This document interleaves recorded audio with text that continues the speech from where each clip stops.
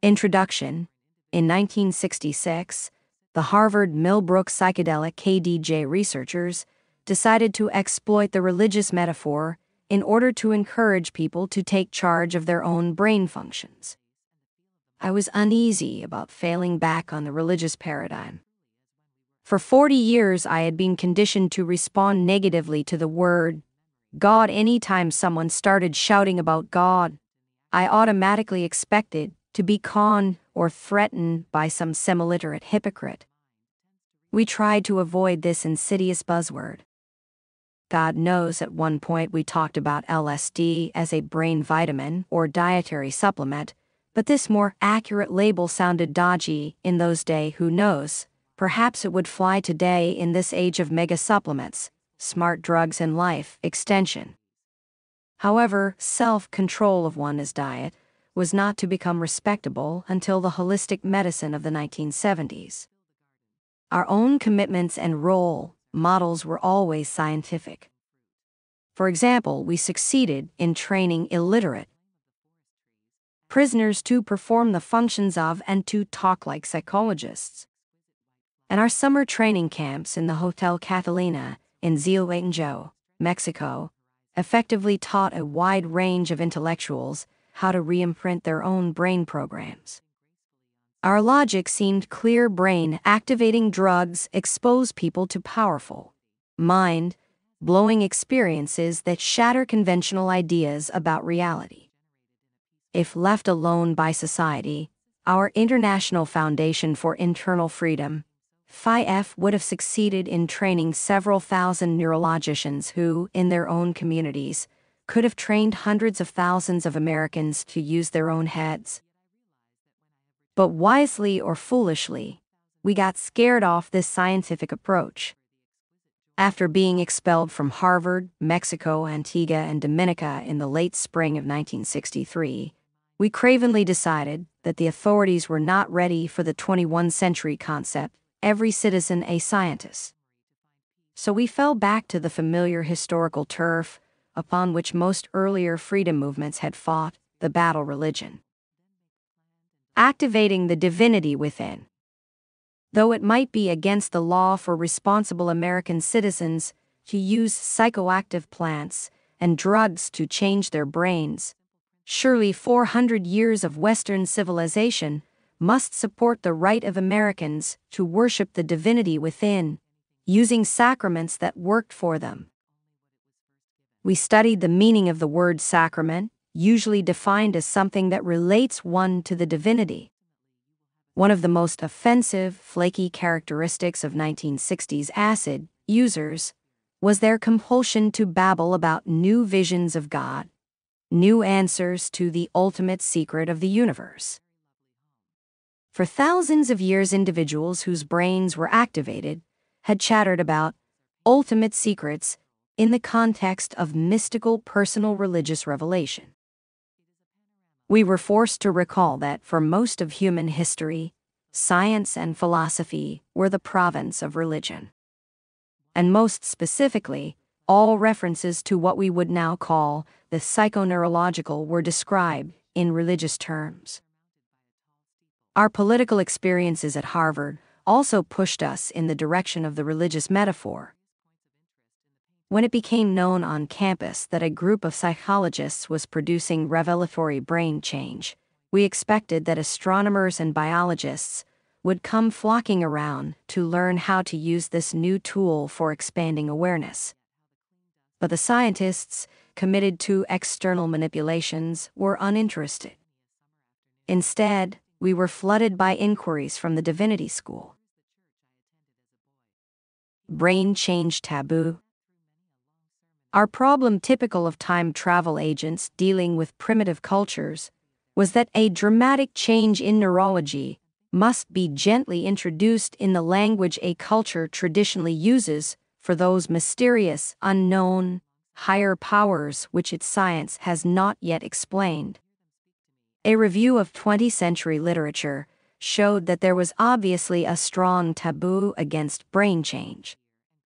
By 1960, indeed, the brain had replaced the genitals as the forbidden organ, that must not be touched or turned on by the owner.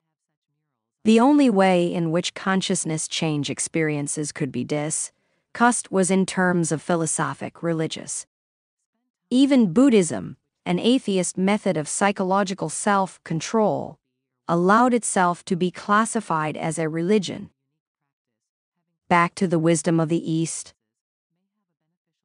So, religion it was.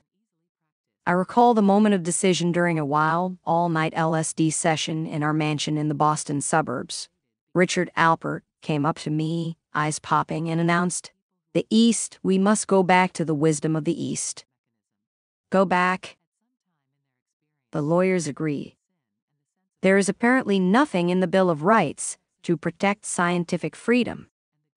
The Constitution was written in a horse and buggy pre-technological era. But there was a First Amendment protection of freedom of religion. After all, Catholic priests were allowed communion wine during Prohibition.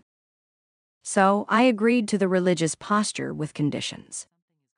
There was to be no kneeling down, no dogmas, no holy men, no followers, no churches, no public worship, no financial offerings. Copyright, Resonant recording. Chapter 1. Do it yourself. Theology.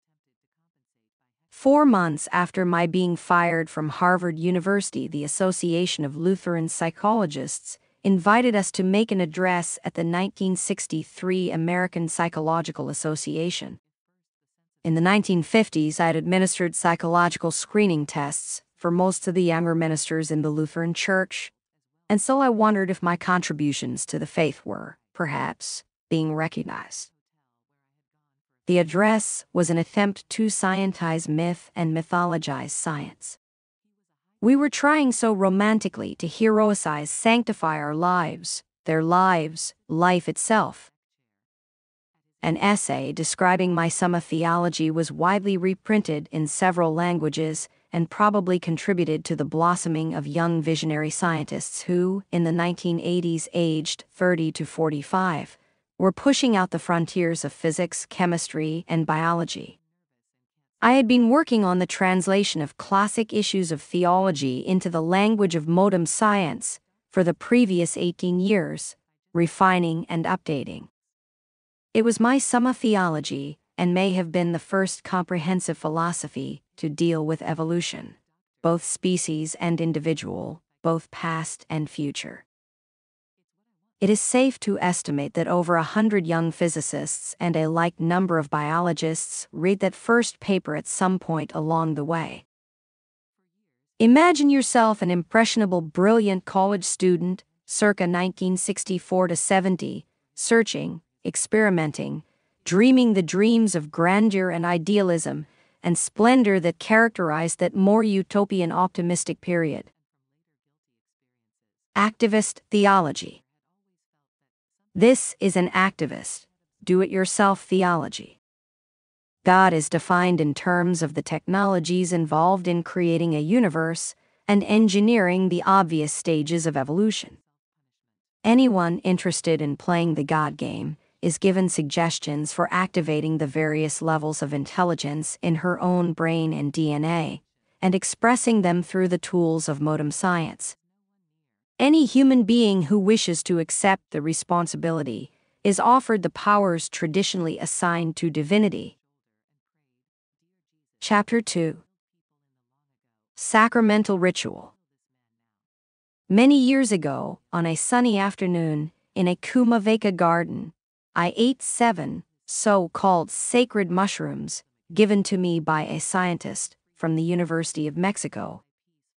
During the next 5 hours, I was whirled through an experience which was, above all and without question, the deepest religious, philosophic experience of my life.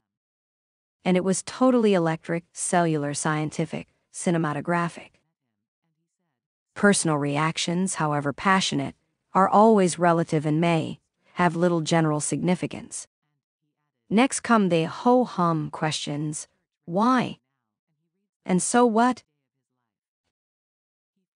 Many predisposing factors, physiological, emotional, intellectual, ethical, social, financial, cause one person to be ready for a dramatic mind-opening experience and lead another to shrink back from new levels of intelligence. The discovery that the human brain possesses an infinity of potentialities and can operate at unexpected space-time dimensions left naive me exhilarated, awed, and quite convinced that I had awakened from a long ontological sleep. Since my brain activation illumination of August 1960, one have repeated this biochemical, and to me sacramental ritual several thousand times, and almost every subsequent brain opening has awed me with philosophic, scientific revelations as convincing as the first experience. During the 1960 to 68 period, one had been lucky enough to have collaborated with several hundred scientists and scholars who joined our various search and research projects.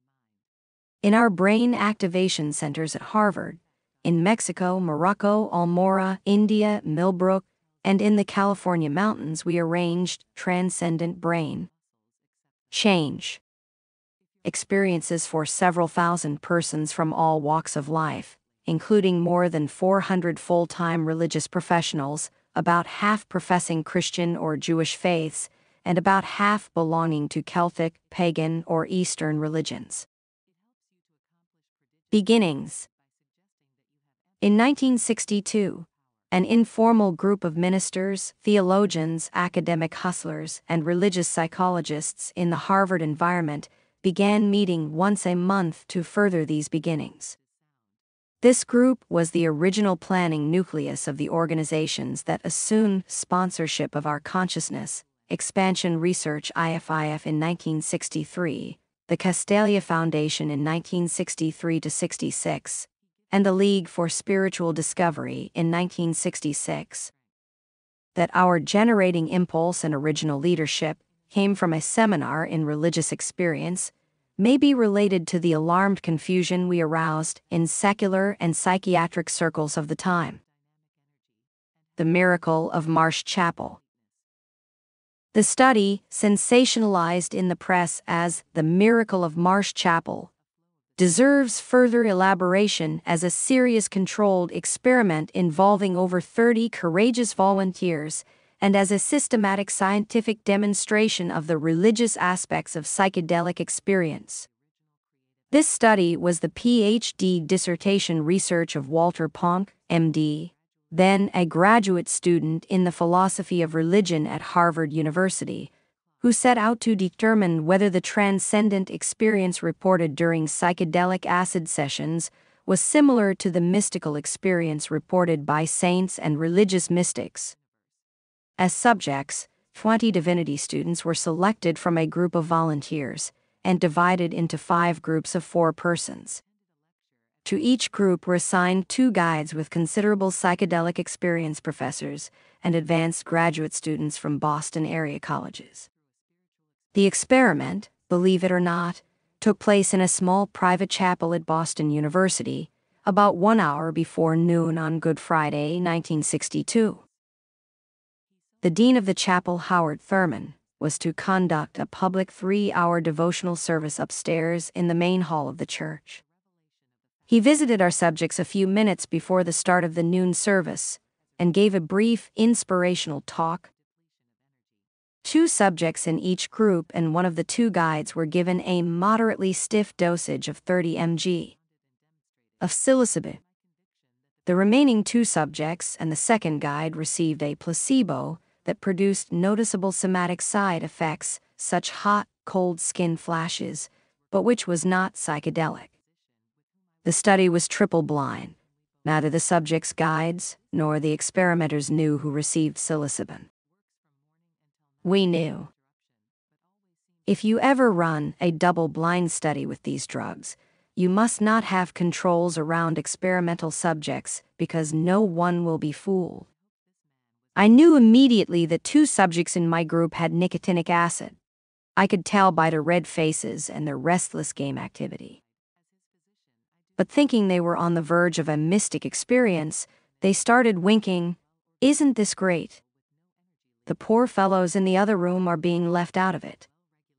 Later, after we had been in the chapel and saw other subjects reclining on the floor, obviously completely out of this world, the two called me and said, "Let's go back into the other room." They started playing the drug game again. How long has it been?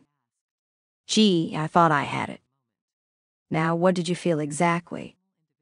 A door banged open, and a man walked in, looked out the window, and said, "Magnificent." He turned without looking at us as he walked out. We all knew who was placebo and who was mystical. Typically, 9% of LSD subjects reported unpleasant experiences. Most of these fought the experience. In the Good Friday experience, for example, one divinity student fought it all the way, repeating, "Now when is it going to get over? I'm just not in control of myself." Didn't you say it would last 4 hours? There is a magnificent selectivity operating here, because people committed to controlling themselves sense ahead of time that the notion of ego transcendence or loss is threatening. They don't volunteer, don't show up or postpone it. Of course, courage is the key to creativity or to any relinquishing of ego structure. Expectations.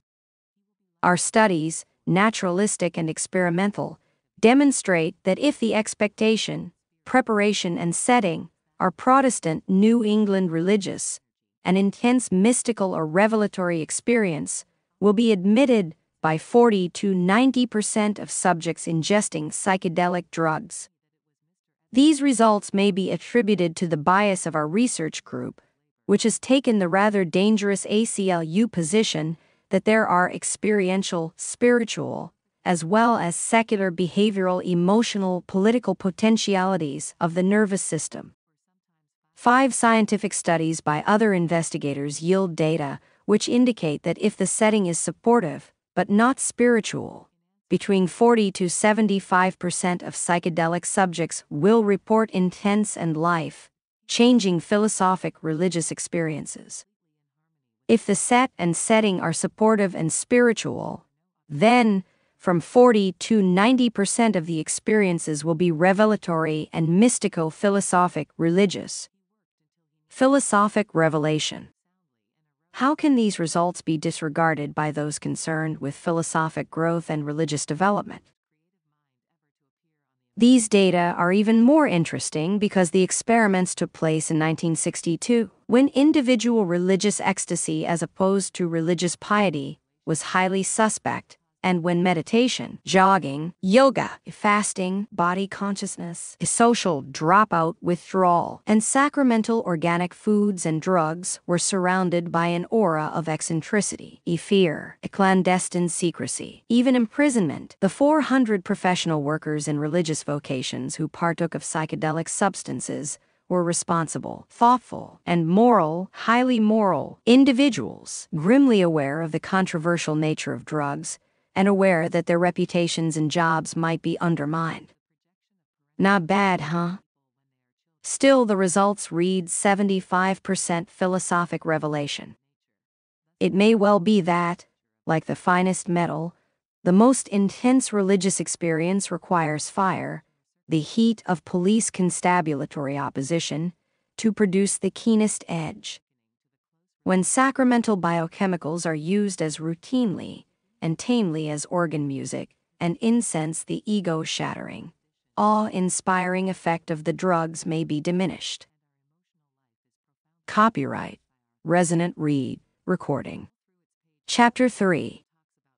8 Crafts of God. The religious experience is the ecstatic, jolting, wondrous, awestruck, life-changing, boggling confrontation with one or all of the 8 basic mysteries of existence. The goals of an intelligent life, according to Socrates, is to pursue the philosophic quest to increase one's knowledge of self and world. Now there is an important division of labor involved in the philosophic search. Religion, being personal and private, cannot produce answers to the 8 basic questions. The philosopher's role is to ignite the wonder, raise the burning issues, inspire the pursuit of answers. It is science that produces the ever-changing, improving answers to the haunting questions that religious wonder poses. There are 8 questions which any fair survey of our philosophic history would agree are most fundamental to our existential condition. 8 fundamental questions. Category: origins. Type of questions: Genesis. Examples: how and where did life come from? How has it evolved? Category: politics. Type of questions: security. Examples: why do humans fight and compete destructively? What are the territorial laws that explain conflict? How can humans live in relative peace and harmony? How, when, where, and why do humans differ among each other and from other mammalian species in aggression, control, cooperation, affiliation? Category: epistemology. Type of questions: truth, fact, knowledge, language, communications, manufacture of objects, artifacts, and symbol systems. Examples: how, when, where, and why does the mind emerge in the individual and species? And how, when, where, and why do humans differ in their ability to process information, learn, communicate, think, plan, and manufacture? Category: ethics. Type of questions: good and evil, right and wrong. Examples: how, when, where, and why do humans differ in their moral beliefs and rituals? Who decides what is good and right? Category: aesthetics. Type of questions: beauty, pleasure, luxury, sensory reward.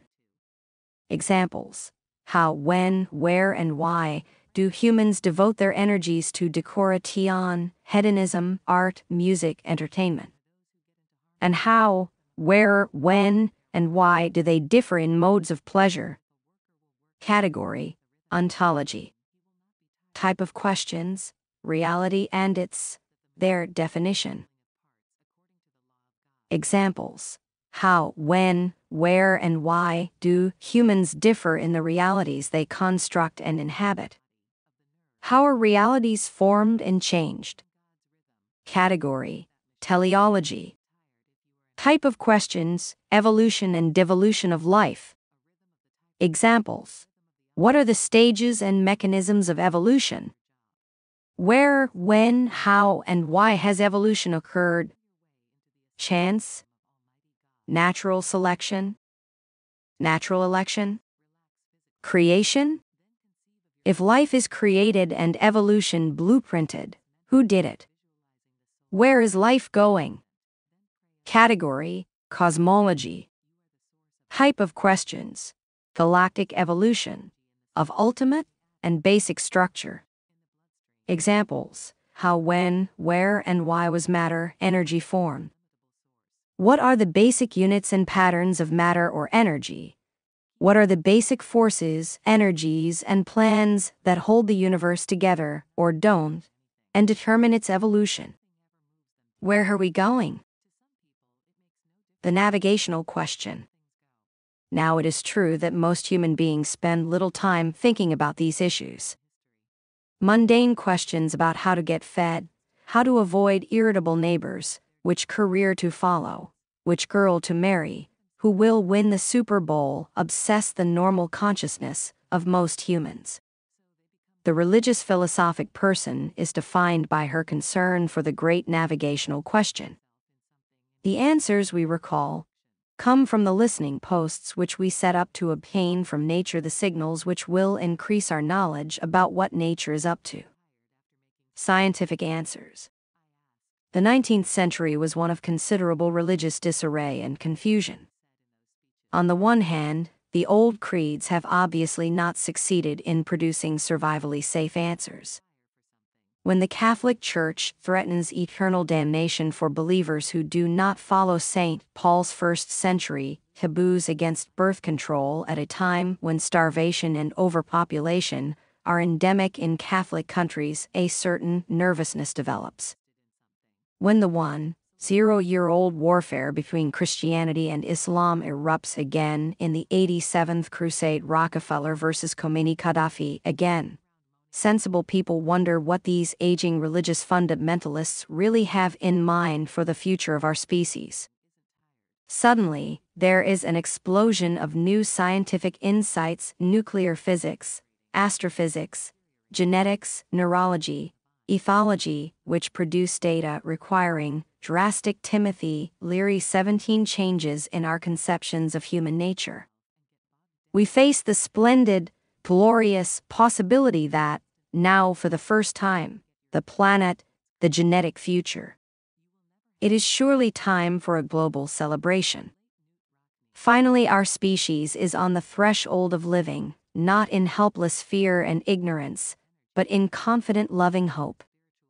Scientific paganism. As we survey these new findings, which allow us to learn and practice the 8 technologies of God, we are delighted to discover that certain ancient religions, mainly the pagan, in millennia past, had anticipated what our scientists are now discovering. And as Americans, we are proud to point out that the 1960s drug culture's giddy, wild, confused eruption of philosophy and spiritual anarchy played an important role in stimulating and provoking the new scientific paganism of the 12th century. The new scientific answers provide us with 8 new definitions of God as designer or technologist of the universe. And they suggest how any serious-minded intelligent person can begin to master these 8 crafts of divinity. Chapter 4. Origins.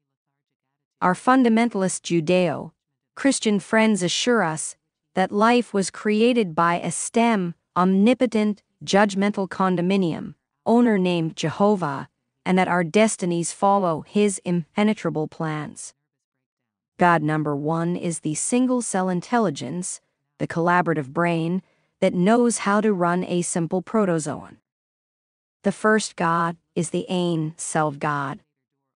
The first and original craft of God is protozoan. Most religions throughout history have offered metaphorical or poetic myths which, unfortunately, developed in pre-scientific days before Copernicus, Darwin, or Galileo. Giordano Bruno was not the only one to be killed for suggesting that the universe is a big, wild place filled with other centers of intelligence. During the past 50 years, astronomy, biology, and genetics have produced wondrous scenarios of big bangs, black holes, alternate universes, accidental or directed panspur, seeding of planets from space, and the ultimate cosmic unifying principle that every atom in our BCX has come from the supernova explosions of far, distant stars. For us, as a species momentarily stranded in a landlocked terrestrial stage, life began locally in the ocean in unicellular form. We clumsy, heavy bipeds, clinging like barnacles on the grasping 1G surface of an embryonic planet, tend to overestimate our status and function in the evolutionary web. The unicellular state is the first, the most basic, the omnipresent, triumphant form of intelligent life. Everything that we now possess as physiological or neural equipment was built into the original design of the first protozoan cells. We began as a single cell. Individually, too, we began as a single cell at the moment of our conception. Only recently have we begun to understand the seed complexity of our beginnings. The single cell handles more transactions per day than do the 9 million primates of New York City. As we decipher the tactics and intelligent operations of the single cell, we shall begin to understand how our own lives can be better arranged. This is especially obvious when we consider that our original germ cell contained the blueprints for designing the equipment which makes it possible for us to write, edit, print, distribute, Buy and read this book. God, the protozoan. Mystics and psychedelic drug users have commented eloquently on the unicellular pageantry and wisdom that accompanies transcendent moments. Much of visionary drug art is protozoan, from Bosch to Sufi rugs to acid rock light shows. Our LSD subjects regularly report accessing those large circuits of our brain that are tuned into cellular traffic. At the most down-to-earth level, we cannot move into outer space until we realize that life on Earth is a giant unified cellular entity. The Gaia theory, which we shall consider as later stages of theotechnology, reminds us that the space capsules in which we will escape from this planet will inevitably be based on unicellular design. Is it not clear that the launch out from the planet will require us to fabricate self-sustaining capsules that must be capable of performing the most rudimentary unicellular behaviors? Copyright Resonant recording. Chapter 6. Epistemology. How do we know? Why do we think and believe what we think and believe? How do we determine what is true and what is fact?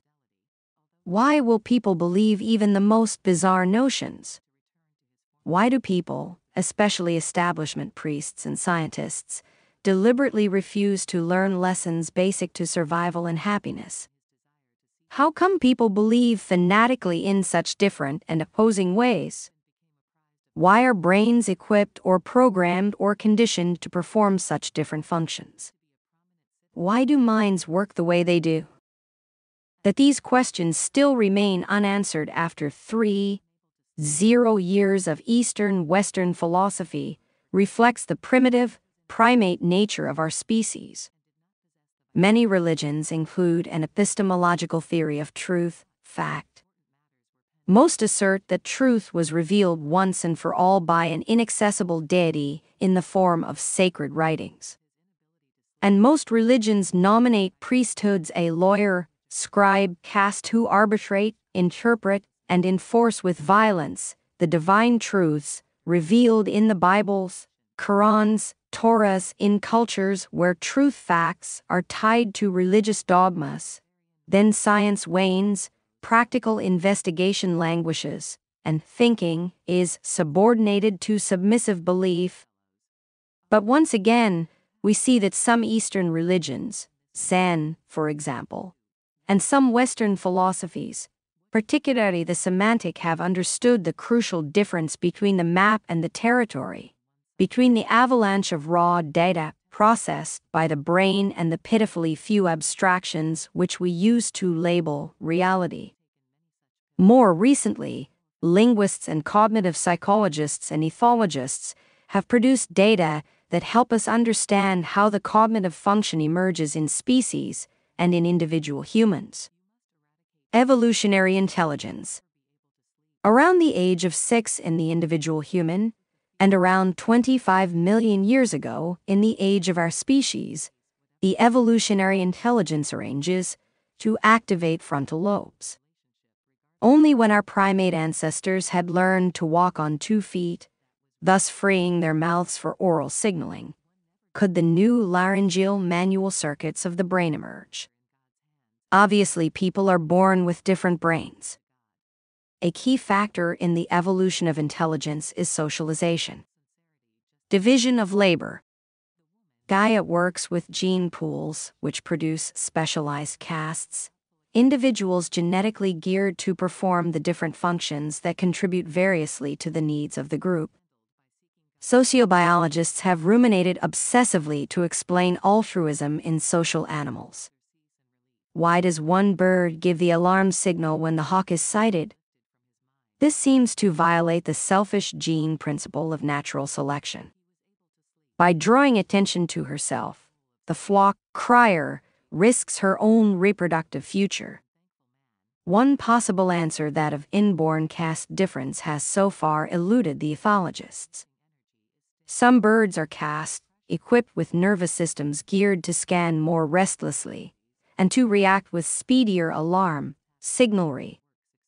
Other birds in the flock are equipped with nervous systems calibrated for more accurate homing, food selection, or for just plain old dull following, thus adding population mass in swarming numbers to the gene pool. Surely common sense observation of human heredity shows us that genius brains can emerge from the dullest normal of the kin. Brain casts. A human group requires a variety of brain casts to perform the highly specialized and complex acts necessary to keep the collective unit going. People are born with different minds, equipped with brains designed to be better at certain mental functions. Our minds are made up for us at the moment of conception.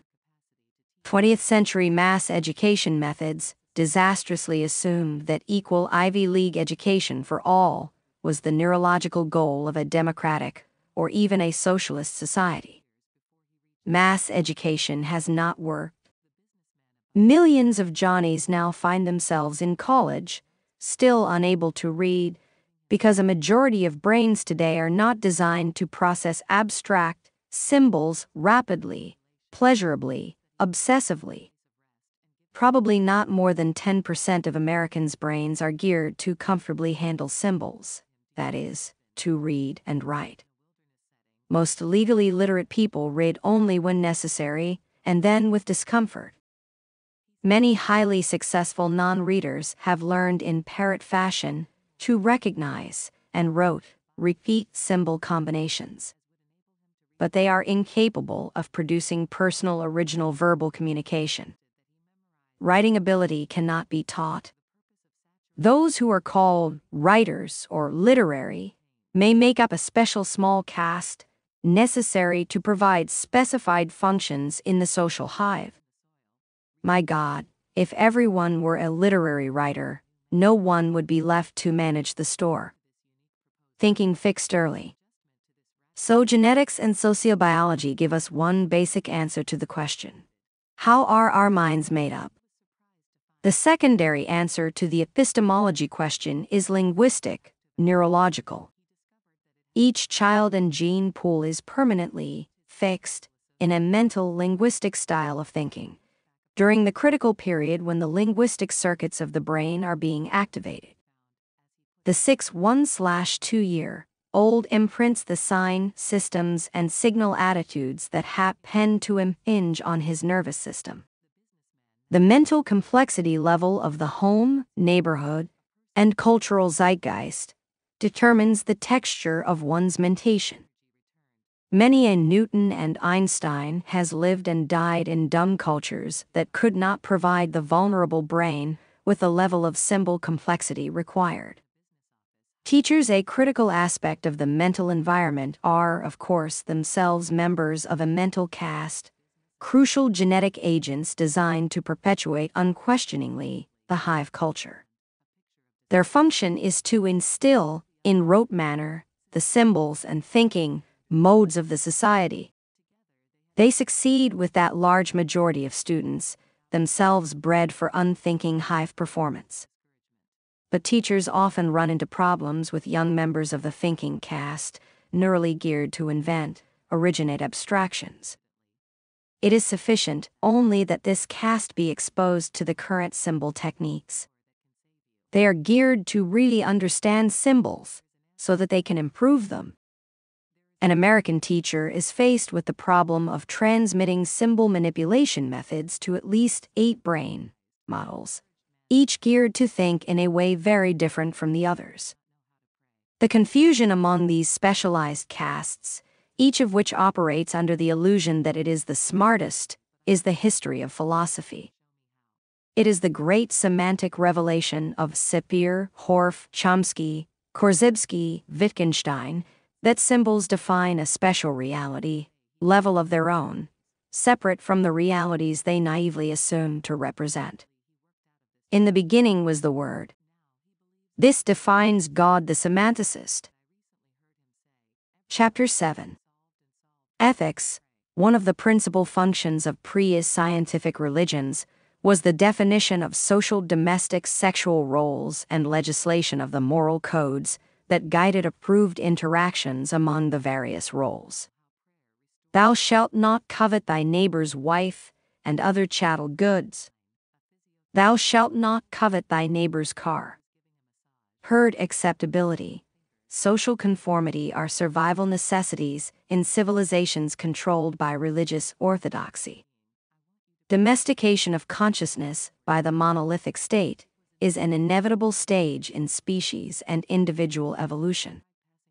Although most of humanity despises their rulers, it is impossible to change the cultural moral structure of a society. The recent return to fundamentalism in Iran and other Muslim countries indicates how geography determines social behavior. Dropout. For millennia, Oriental religions have taught that a dropout from conventional roles was necessary for personal growth, but this detachment from hive morality has been difficult in highly organized Western states. The recent establishment of global communication nets, particularly movies, television, radios, and the internet, have presented humans with alternate lifestyles and moral codes. The peasant in Ceylon, the office worker in Budapest learn what cultural modes are acceptable in other lands. This leads to migration. And migration typically leads to changes in religion and social role. God the moralist is a watchful, jealous divinity. Priests and moral commissars typically do everything possible to maintain cultural conformity and to prevent migration. More than 2/3 of the United Nations demand exit visas to prevent citizens leaving to seek another lifestyle. Seek within. The psychedelic revolution of the late 20th century encouraged millions of people to seek within to find navigational coordinates for the voyage of life. It was to be expected that a mass tumon would lead to a widespread dropout phenomena. The typical LSD bad trip panic occurred when the subject discovered the rubber stamp artificial nature of social reality and social role, realized that one's identity is a fragile role in a flimsy historical vaudeville show. This freedom is wrong. Get me back to my safe cubicle in the urban hive. If I am not my social role, who am I? What will the neighbors and the moralists think? If I violate the taboos defining my cultural identity, I will offend God. The solution is, of course, to accept the responsibility. Each person who wishes to move beyond hive docility must become God, the moralist, just as the old Hindus said. Copyright Resonant Read Recording. Chapter 8. Aesthetics. Most post-pagan, organized, civilized religions have been inspired by God, the moralist dictator, who invariably proscribe, under the pain of eternal punishment, the pleasures of sensuality, eroticism, individual as opposed to priesthood, luxury, and free art. These taboos are comprehensible because a citizenry that pursues please sure will tend to pay less attention to domestication roles and the self is sacrifices that benefit society. Centralized monotheisms understandably denounced paganism. The looseness of the nature worshipper had to be tightened up to maintain an urban, post-tribal society. The Eastern and Mideastern empires reserved luxury, art, sensuality to the aristocracy. God the hedonic artist, the concept of God the hedonist emerged in Greece in the centuries before Christ. Here the wonderful notions of individuality and democracy first blossomed. If the singular human being is the unit of life, then naturally the individual is going to develop a personal philosophy and select her own style of self-reward. The idea of beauty, the adoration of the human body, its grooming, nurture, play, display, and its harmony with aesthetic environments has lasted through the hegemonies of Alexander, Rome, Catholicism, flared up magnificently in the Renaissance, rode the wave of Protestantism, and appeared in the 20th century in the form of the bohemian, the artist, the entertainer, the designer, the playboy, playgirl. Some religions have fitfully allowed cults that focus on somatic energy and sacred sensuality. Tantra, both Bengali and Tibetan, Zen, Hasidic Judaism preserved the notions of kundalini, chakra consciousness, spiritual eroticism, ecstatic exuberance, mystic altered states. But hedonism has always been easily checked by centralized religious states and restricted to a specialized caste of artists, usually patronized and tolerated by the rulers. This worked out well. The masters needed the hedonic aestheticians to entertain and beautify, while the great mass of the citizenry was kept in submissive asceticism. The lowest classes and the outside minorities were usually allowed to indulge themselves in gross sensuality, sternly condemned by bourgeois moralists. In the 20th century, the concept of selfhood suddenly became popularized and vulgarized. 2 world wars moved people around, lessening the hold of parochial moral censors. Psychoanalysis introduced the notion of self-improvement. The explosion of the film/video culture trained the citizenry to dial and tune the entertainment they wished. The material consumerism mania of the 1950s strengthened the idea that the working person was entitled to choose what looked good, purchasable things, that is. Resurrection of the body. In the 1960s, the 2,500-year-old tradition of self-discovery and self-indulgence finally blossomed as a mass phenomenon. The widespread use of hedonic drugs led to a resurrection of the body. Sensual consumerism. Sexual liberation. Erotic dress, dance, talk, print, film, music.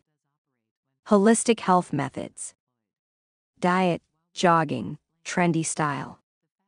The working person discovered that her own body belonged not to the state or to the moralist or to the authoritarian doctor, but to herself. The continually expanding use of brain-activating drugs in the 1970s built up the hedonic momentum because of the obvious neurological fact that drugs tum on the body. One of the ecstatic horrors of the LSD experience is the sudden confrontation with your own body. You are catapulted into the matrix of quadrillions of squirming cells and somatic communication systems, swept down the tunnels and canals of your own waterworks.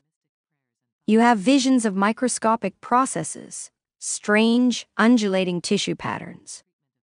You are pummeled down the fantastic artistry of internal factories, recoiling with fear or shrieking in pleasure at the incessant push, struggle, drive of the biological machinery at every moment engulfing you. Heaven within. Here is the ancient wisdom of Gnostics, Hermetics, Sufis, Tantric gurus, yogis, occult healers. Your body is the mirror of the macrocosm, the kingdom of heaven within you. Tibetan and the Indian tantras and modern psychology workshops train the student to pay attention to the body's energies and messages. By 1981, the intelligent American was beginning to define her body as a complex receiving station, a sacred communications satellite, a bipedal telescope, a mosaic of touching, sniffing, listening, tasting microphones picking up vibrations from planetary energy systems, a worldwide retinal ABC, an eardrum RCA, an international smell and tell, a consolidated general foods laboratory. God of uncommon sense.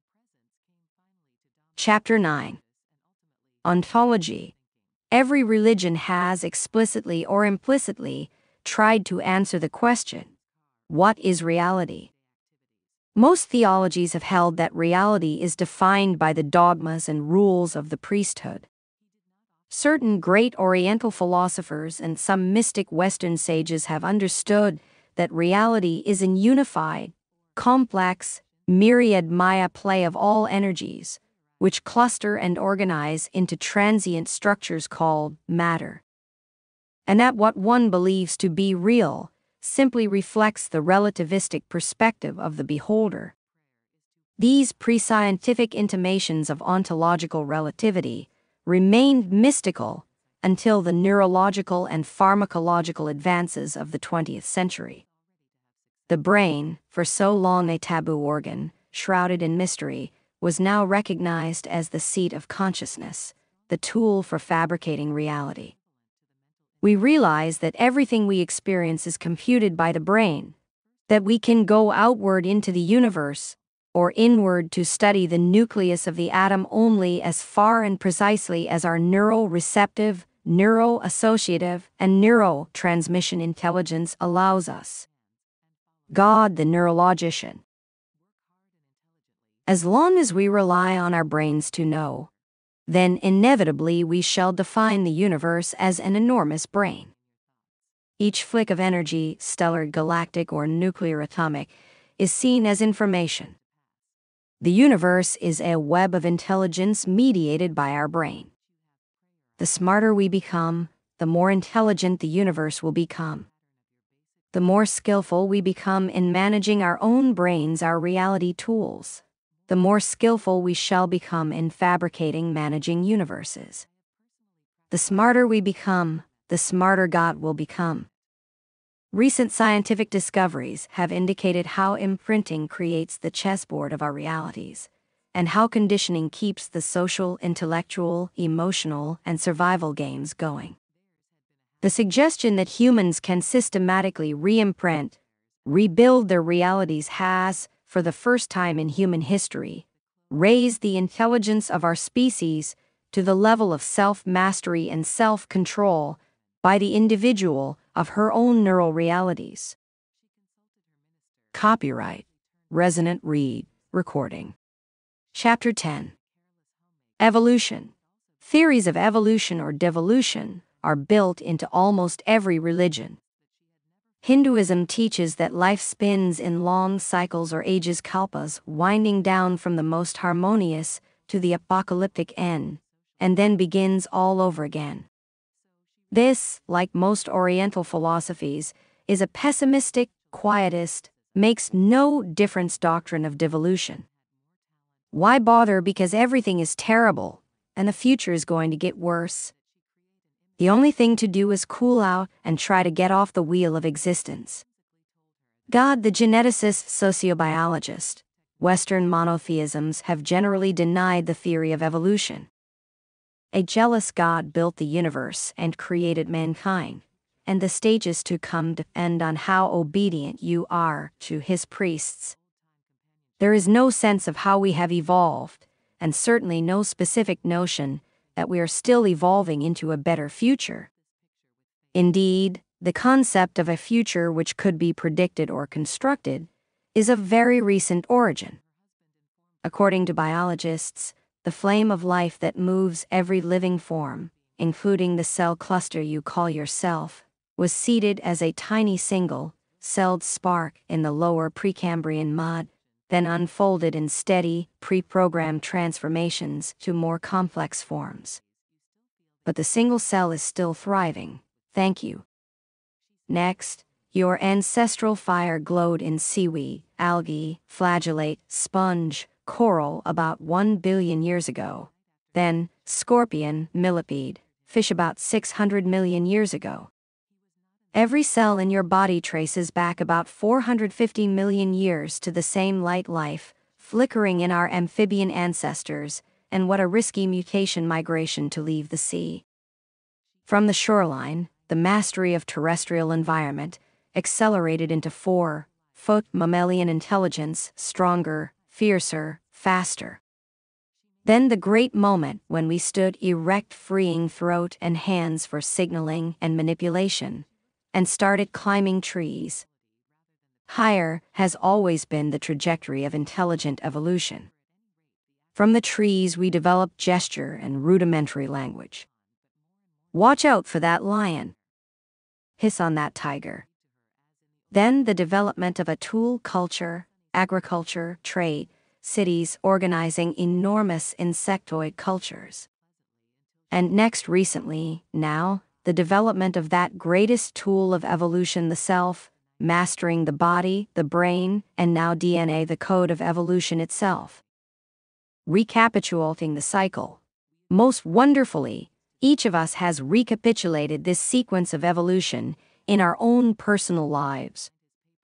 We were single-celled creatures when we were conceived, and we retraced in our mother's wombs the same genetic stages: embryonic fish, embryonic furry animals, finally being born as larval primates. In our early postnatal years, we recapitulated this cycle once again. As amoeboid babies, floating and sucking in our mother's arms, we had neither the neurology nor musculature to handle gravity. Then, as crawling infants, we retraced the amphibian stage. As toddlers and running cubs, we recapitulated the mammalian steps. As parroting, mimicking children, and as kids hanging out in gangs, we relive the Neolithic and hunter-gatherer stages of our species past psychedelic recapitulating. Experiential recapitulation of these genetic stages can be found in the reports of almost every LSD tripper. The experience of being a one-cell creature, tenaciously flailing, the singing, humming sound of life exfoliating. You are the DNA code spinning out multicellular aesthetic solutions. You directly and immediately experience invertebrate joy. You feel your backbone forming, gills form.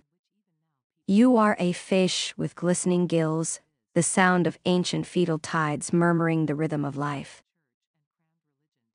You stretch and wriggle in mammalian muscular strength, with loping, powerful, big muscles. You sense hair growing on your body as you leave the warm broth of water and take over the earth. The easiest interpretation is psychiatric. Oh, everyone knows that LSD makes you crazy, and your delusions can take any psychotic form. But is it entirely inconceivable that our cortical cells, or the DNA molecules inside the cellular nucleus, remember, back along the unbroken chain of bioelectrical transformations to that original seeding in the Precambrian mud, for which our language has few or no descriptive terms? Recent breakthroughs in physics, genetics, and neurologic are eliminating impersonal change and blind accident from the philosophy of science and substituting intelligent choice. Physics, always highest, fastest, quickest among the sciences, provides the gifts of relativity, singularity, multiple reality, mental choice, quantum indeterminacy. Bohr's atom really is his own idea. Now, after the golden age of physics, comes the golden age of biology. Gaia theory, the Gala theory, first presented by John Lovelock and Lynn Margulies in 1978, defines one life organism with a DNA brain and a spherical shape, which covers, surrounds, roots itself in the geosphere, the rocky planet. This glorious conception suggests that a life intelligence deftly, confidently, intelligently creates and maintains the biosphere, the film of slime which surrounds this round rock in antiseptic almost space. The biosphere is an incredibly delicate, intricate, cybernetic, ecological web in which evolution precisely unfolds. Organisms equipped with nervous systems capable of attaining higher altitudes, velocities, and communication systems eventually allow lifeboats to blow off the planet, like seed blossoms, and thus disseminate Gaia around the galaxy. Gaia's strategy is clear-cut and straightforward. First, you land seed pods on a lifeless, rocky planet. Next, create an atmosphere air ocean in which life can infiltrate and surround the geosphere. The atmosphere fabricated by Gaia includes the ozone, the air, the oceans, the water cycle, and the topsoil, all results of biological processes. The biosphere, the spherical film of life, then keeps temperature viably constant and continually stirs up and co-mingles biotic and organic molecules from the crust elements, using wind currents and water movements as arteries.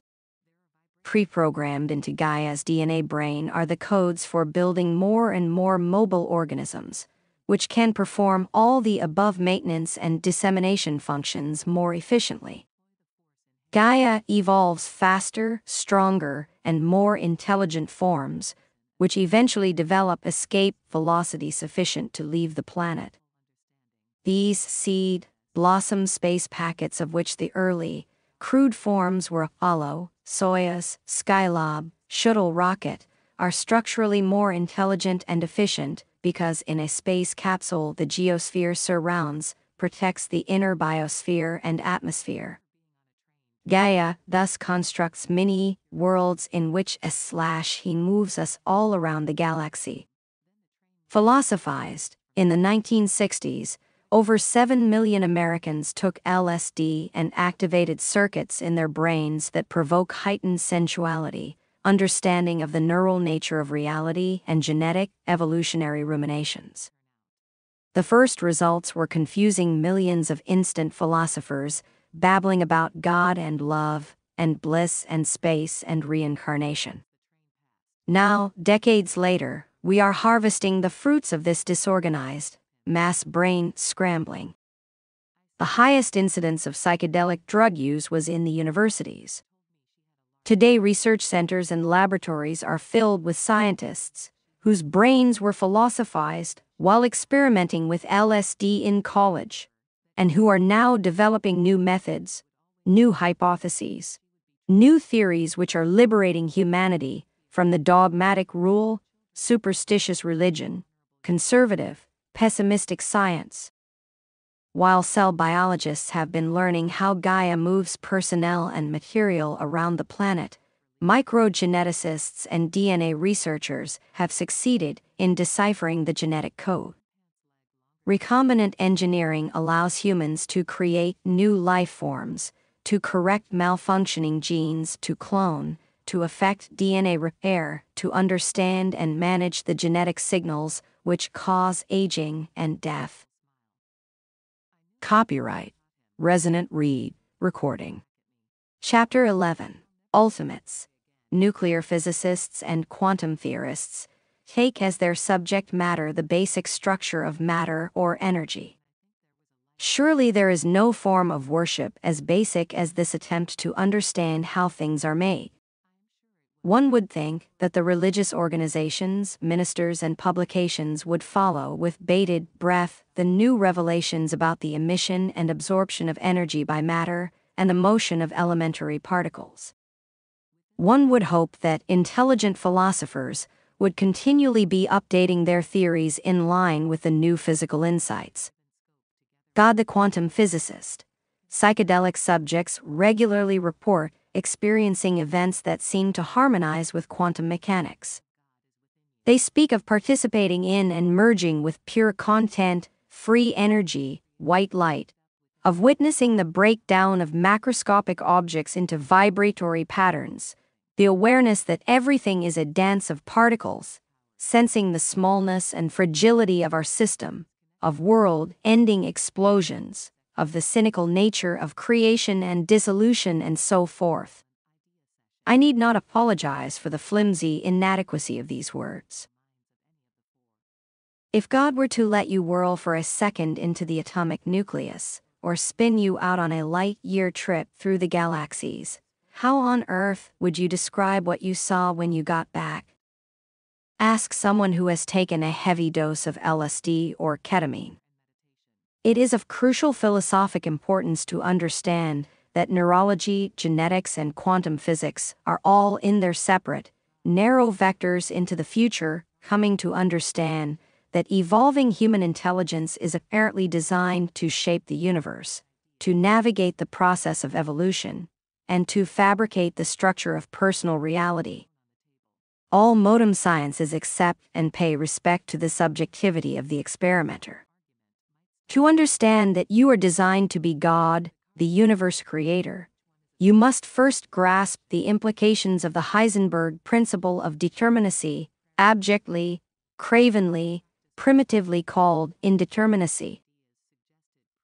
Heisenberg's wonderful, liberating discovery states that the scientist determines the nature of experiment. Modern quantum physics is currently producing scenarios involving multiple realities, indeed, infinite universe, determined by the attitudes and mental structures and measurements of the observer. Prominent and distinguished physicists have actually suggested that the universe which we measure with our instruments is a production of our thought here. In the far-out frontier of quantum mathematics, physics and psychedelics meet harmoniously. When we become confident enough and intelligent enough, we shall become God number 8, the creator of the universe and of the atom. Chapter 12. Tools of Experimental Theology. To master these 8 divine crafts may seem hopelessly utopian. Actually, to ascend these levels of neurotechnology is becoming routine, because there now exist instruments to move intelligence to any desired level. The laboratory instruments for experimental theology for internal science is brain, activating chemicals, drugs, dope. Psychoactive drugs turn on the 8 brain circuits that mediate the levels of reality, experience. The origin experience is possible. Anyone can noodle back down to swampy amoeboid, unicellular, vegetative beginnings by self, administering narcotics, heavy doses of barbiturates. These neurochemicals turn off higher circuits of the brain and permit one to float in marine rapture. 3 quaaludes, for example, make it impossible to walk or master gravity. Emotional stupor. Mammalian excitement can be attained by alcohol or angel dust, which tum off the higher cerebral centers and activate the midbrain. If you have mammalian feelings of rage, dominance, power, which you wish to experience and to express in a safe, protective environment, these drugs will do it. Mental acceleration. Mental acceleration is produced by cocaine, pep pills, and similar daily energizers, drugs that stimulate mental performance, propelling you into busy game manipulations. Don't expect creativity, however. Domesticated virtue. Social security is produced by tranquilizers, including the familiar Valiums, Libriums, Thorazines, and Prozac.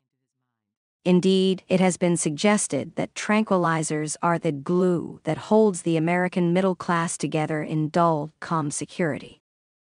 The warm, cozy, comfortable feeling that everything is okay, that one is accepted and approved by the hive society, can also be maintained by television, pop religion, movies. The head of state feels tranquil when he sees the flag raised. The Iranian feels tranquil when he joins thousands of others in cheering the Ayatollah. Catholics feel the same wash of piety when they watch the Pope stride to his altar. The aesthetic sensory hedonic erotic experience. Aesthetic sensory hedonic erotic experience is produced by any post-domestic psychedelic, mind-opening drug. Low doses of LSD, mescaline, psilocybin, DMT, T-methyl. Erie 51 can tum off the 4 lower circuits: stupor, excitement, mental obsession, domestic virtue, and free the brain to experience direct, raw, naked, nerve-ending sensation. The traditional triggers for sensory awareness and chakra bliss are marijuana, hashish, and similar hedono-erotics. The ontological revelation that the brain fabricates realities is produced by strong psychedelic, mind-manifesting drugs, which allow one to observe the neuroelectric nature of consciousness. Drugs including LSD, mescaline, and psilocybin give access to the billion-cell loom of flashing impulses and produce new imprints or new realities. The teleological evolutionary experience. The teleological evolutionary experience can be produced by strong charges of psychedelic drugs. Psychedelic literature abounds in descriptions of pre-incarnation voyages down one's cellular pathways, two-way conversation between the central nervous system and RNA and DNA. The cosmological experience, the neuroastronomical revelation, has been reported by many psychedelic experimenters. Many believe that the boom in space consciousness reflected in the movies 2001, Star Wars, Star Trek, and such are predictable sequelae of the neurological revolution of the 1960s. Our knowledge as to which drug turns on which levels of consciousness is empirical, based on thousands of psychedelic experiences. There is haunting phenomenological evidence that spiritual insights accompanying the psychedelic experience might be subjective accounts of the objective findings of astronomy, physics, biochemistry, and neurology. Question your advisor. No matter how parsimonious our explanations, LSD subjects do claim to experience revelations into the basic questions and do attribute life change to their visions. How can you judge? Well, whenever you hear anyone sounding off on internal freedom and consciousness expanding foods and drugs, whether pro or con, ask these questions. Considerations in evaluating psychedelic experts. Is your expert talking from direct experience or simply repeating cliches? Theologians and intellectuals often deprecate experience in favor of moral imperative.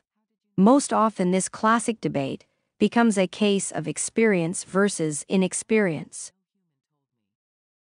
Do her words spring from a philosophic scientific view? Is she or he motivated by basic questions, or is she or he protecting her own social psychological investment? Is he or she riskily struggling toward all-out sainthood, or maintaining a hive conformity? How would her argument sound if heard in an African jungle hut, a Ghat on the Ganges, in Periclean Athens, in a Tibetan monastery, or in a bull session led by any one of the great religious leaders? Or on another planet inhabited by a superior form of life?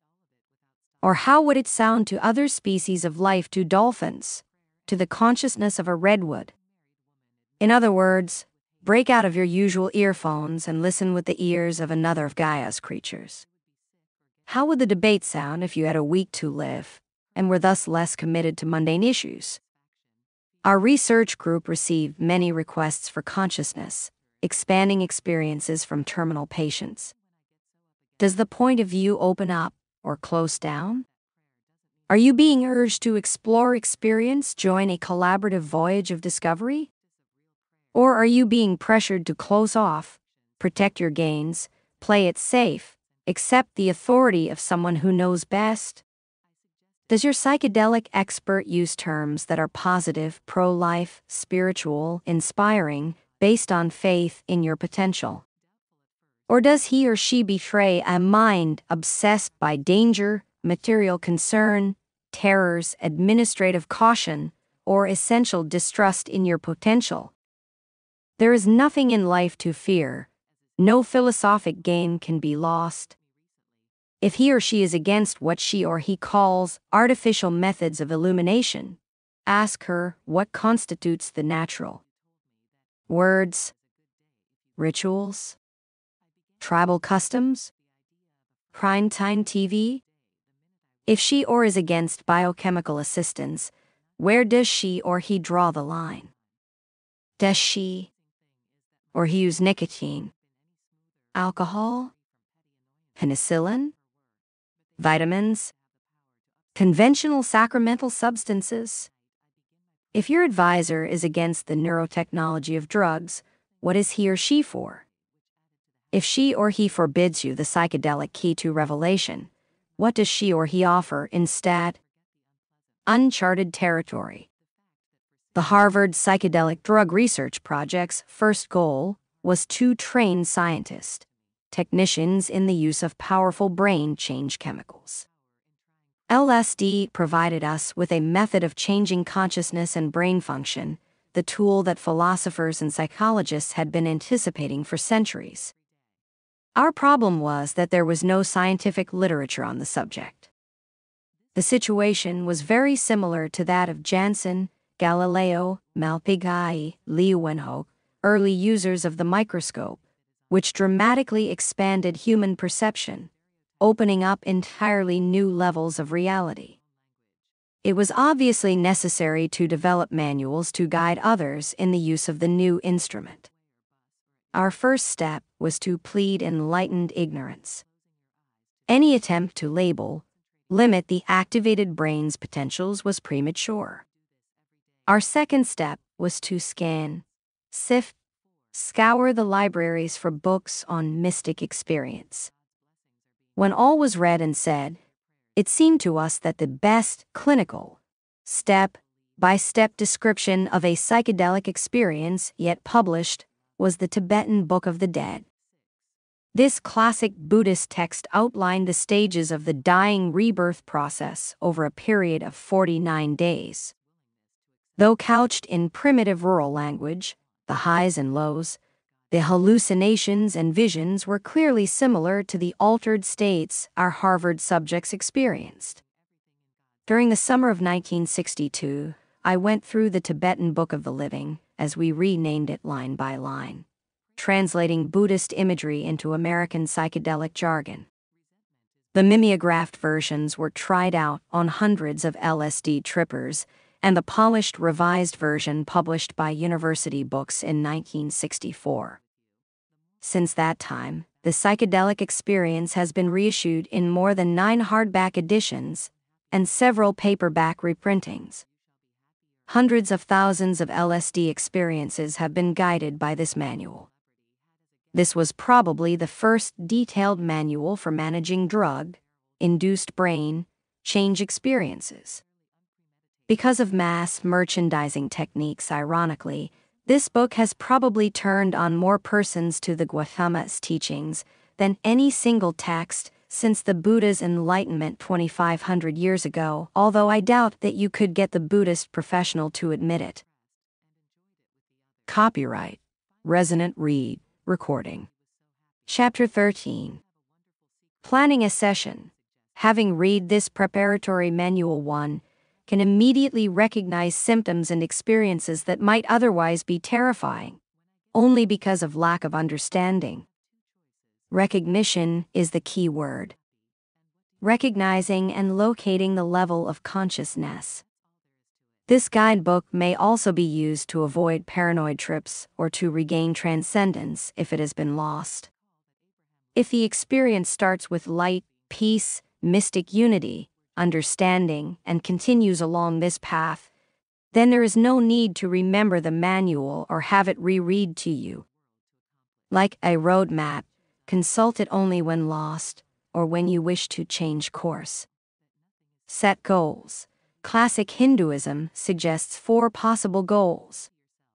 1. Increased personal power, intellectual understanding, sharpened insight into self and culture, improvement of life situation, accelerated learning, professional growth. 2. Duty, help of others, providing care, rehabilitation, rebirth for fellow men. 3. Fun, sensuous enjoyment, aesthetic pleasure, interpersonal closeness, pure experience. 4. Transcendence, liberation from ego and space, time limits, attainment of mystical union. The manual's primary emphasis on the last goal does not preclude other goals. In fact, it guarantees their attainment because illumination required that the person be able to step out beyond problems of personality, role, and professional status. The initiate can decide beforehand to devote the psychedelic experience to any of the 4 goals. In the extroverted transcendent experience, the self is ecstatically fused with external objects, such as flowers or other people.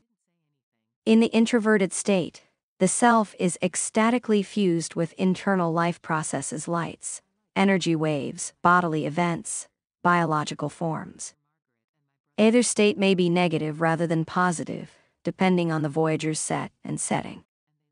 For the extroverted mystic experience, one would bring to the session candles, pictures, books, incense, music, or recorded passages to guide the awareness in the desired direction. An introverted experience requires eliminating all stimulation: no light, no sound, no smell, no movement. If several people are having a session together, they should at least be aware of each other's goals. Unexpected or undesired manipulations can easily trap the other voyagers into paranoid delusions. Preparation. Psychedelic chemicals are not drugs in the usual sense of the word. There is no specific somatic or psychological reaction. The better the preparation, the more ecstatic and revelatory the session. In initial sessions with unprepared persons, set and setting, particularly the actions of others, are most important. Long-range set refers to personal history, enduring personality, the kind of person you are. Your fears, desires, conflicts, guilts, secret passions determine how you interpret and manage any psychedelic session. Perhaps more important are the reflex mechanisms, defenses, protective maneuvers typically employed when dealing with anxiety. Flexibility, basic trust, philosophic faith, human openness, courage, interpersonal warmth, creativity allow for fun and easy learning. Rigidity, desire to control, distrust, cynicism, narrowness, cowardice, coldness make any new situation threatening. Most important is insight. The person who has some understanding of his own machinery, who can recognize when he or she is not functioning as he or she would wish, is better able to adapt to any challenge, even the sudden collapse of her ego. Immediate set. Immediate set refers to expectations about the session itself. People naturally tend to impose personal and social perspectives on any new situation. For example, some ill-prepared subjects unconsciously impose a medical model on the experience. They look for symptoms, interpret each new sensation in terms of sickness or health, and, if anxiety develops, demand tranquilizers. Occasionally ill-planned sessions end with the subject demanding to see a doctor. Rebellion against convention may motivate some people who take the drug. The naive idea of doing something far out or vaguely naughty can cloud the experience. Turn your mind off. LSD offers vast possibilities for accelerated learning and scientific, scholarly research. But for initial sessions, intellectual reactions can become traps. Turn your mind off is the best advice for novitiates. After you have learned how to move your consciousness around into ego loss and back, at will, then intellectual exercises can be incorporated into the psychedelic experience. The objective is to free you from your verbal mind for as long as possible. Religious expectations invite the same advice. Again, the subject in early sessions is best advised to float with the stream, stay up as long as possible, and postpone theological interpretations. Recreational and aesthetic expectations are natural. The psychedelic experience provides ecstatic moments that dwarf any personal or cultural gain. Pure sensation can capture awareness. Interpersonal intimacy reaches Himalayan heights. Aesthetic delights, musical, artistic, botanical, natural, are raised to the millionth power. But ego game reactions, am having this ecstasy, how lucky I am, can prevent the subject from reaching pure ego loss. Scheduling. The subject should set aside at least 3 days a day before his experience, the session day, and a follow-up day. This scheduling guarantees a reduction in external pressure and a more sober commitment. Talking to others who have taken the voyage is excellent preparation, although the hallucinatory quality of all descriptions should be recognized. The day after the session should be set aside to let the experience run its natural course and allow time for reflection and meditation. A too hasty return to game involvements will blur the clarity and reduce the potential for learning. It is very useful for a group to stay together after the session and share and exchange experiences. Observe a session. Observing a session is another valuable preliminary. Reading books about mystical experience and of others' experiences is another possibility. Aldous Huxley, Alan Watts, and Gordon Wasson have written powerful AC counts, for example. Meditation. Meditation is probably the best preparation. Those who have spent time in the solitary attempt to manage the mind, to eliminate thought and reach higher stages of concentration, are the best candidates for a psychedelic session. When the ego loss occurs, they recognize the process as an eagerly awaited end. Setting. First and most important, provide a setting removed from one's usual interpersonal games, and as free as possible from unforeseen distractions and intrusions. The voyager should make sure that he will not be disturbed. Visitors or telephone calls will often jar her into hallucinatory activity. Trust in the surroundings and privacy are necessary. Time of day. Many people are more comfortable in the evening, and consequently their experiences are deeper and richer. The person should choose the time of day that seems right later, he may wish to experience the difference between night and day sessions. Similarly, gardens, beaches, and open country have specific influences that one may or may not wish. The essential thing is to feel as comfortable as possible, whether in one's living room or under the night sky. Familiar surroundings may help one feel confident in hallucinatory periods. If the session is held indoors, music, lighting, the availability of food and drink should be considered beforehand. Most people report no hunger during the height of the experience, then later on prefer simple, ancient foods like bread, cheese, wine, and fresh fruit. The senses are wide open, and the taste and smell of a fresh orange are unforgettable. Group trips. In group sessions, people usually will not feel like walking or moving very much for long periods, and either beds or mattresses should be provided. One suggestion is to place the heads of the beds together to form a star pattern. Perhaps one may want to place a few beds together and keep one or two some distance apart for anyone who wishes to remain aside for some time. The availability of an extra room is desirable for someone who wishes to be in seclusion. Chapter 14. The Psychedelic Guide. With the cognitive mind suspended, the subject is in a heightened state of suggestibility. For initial sessions, the guide possesses enormous power to move consciousness with the slightest gesture or reaction. The key here is the guide's ability to turn off her own ego and social games, power needs, and fears to be there, relaxed, solid, accepting, secure, to sense all and do nothing except let the subject know her wise presence. A psychedelic session lasts up to 12 hours and produces moments of intense reactivity. The guide must never be bored, talkative, intellectualizing.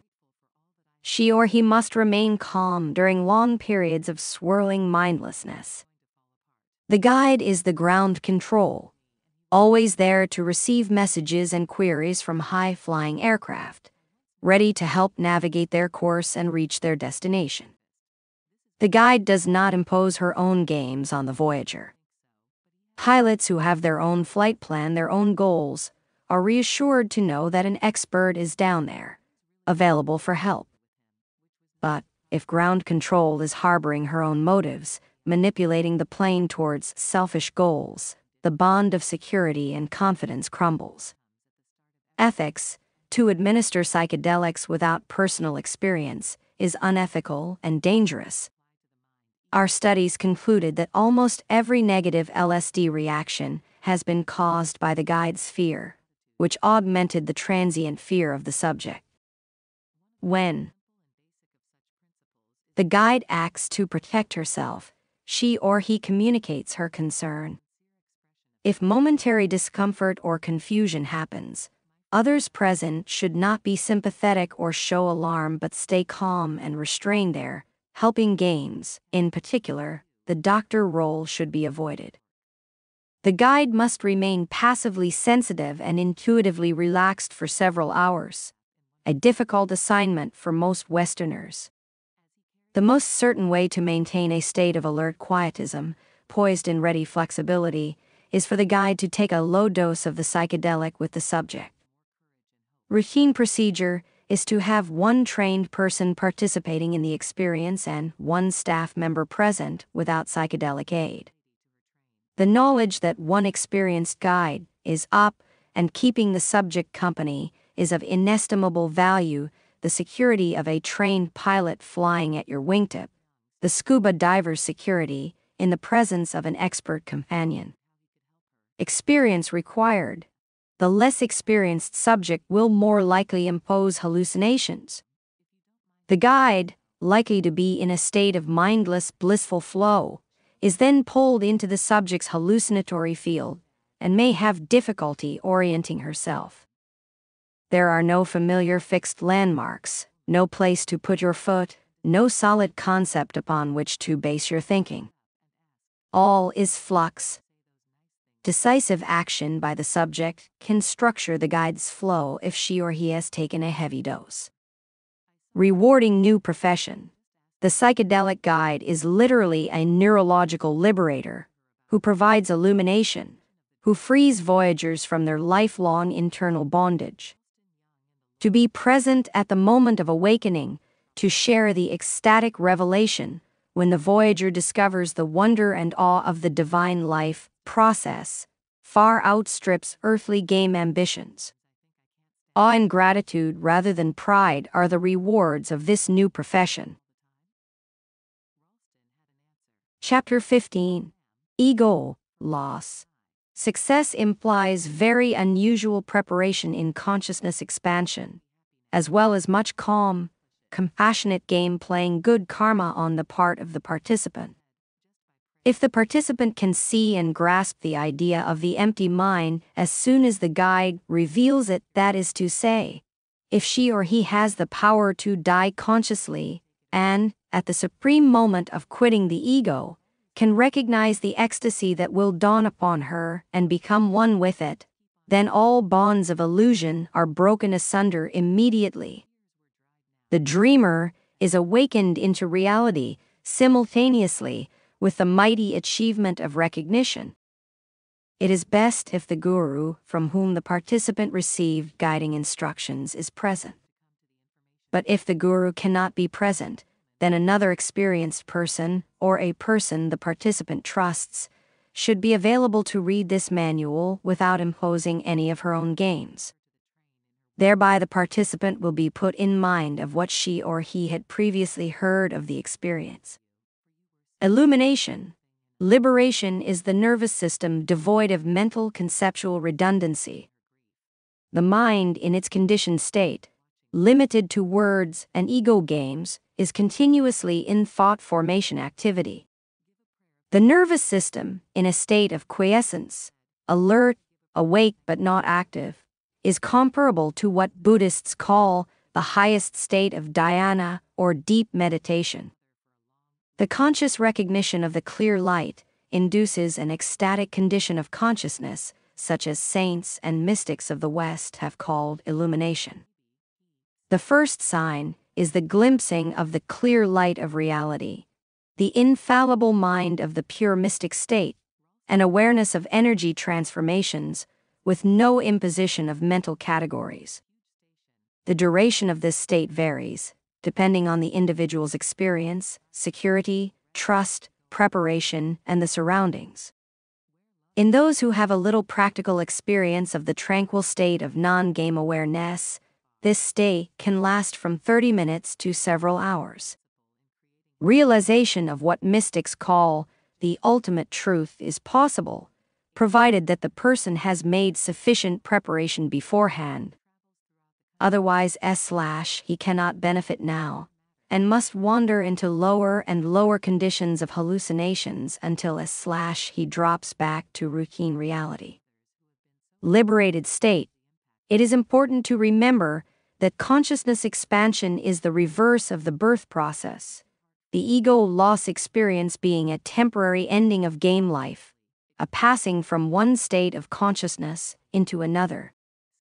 Just as an infant must wake up and learn from experience the nature of this world, so a person must wake up in this new brilliant world of consciousness expansion and become familiar with its own peculiar conditions.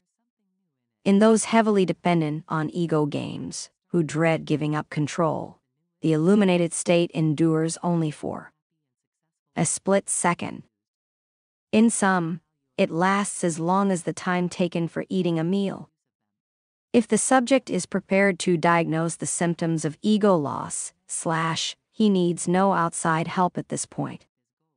The person about to give up her ego should be able to recognize the clear light. If the person fails to recognize the onset of ego loss, he may complain of strange bodily symptoms that show he has not reached a liberated state. Common bodily sensations. 1. Bodily pressure. 2. Clammy coldness followed by feverish heat. 3. Body disintegrating or blown to atoms. 4. Pressure on head and ears. 5. Tingling in extremities.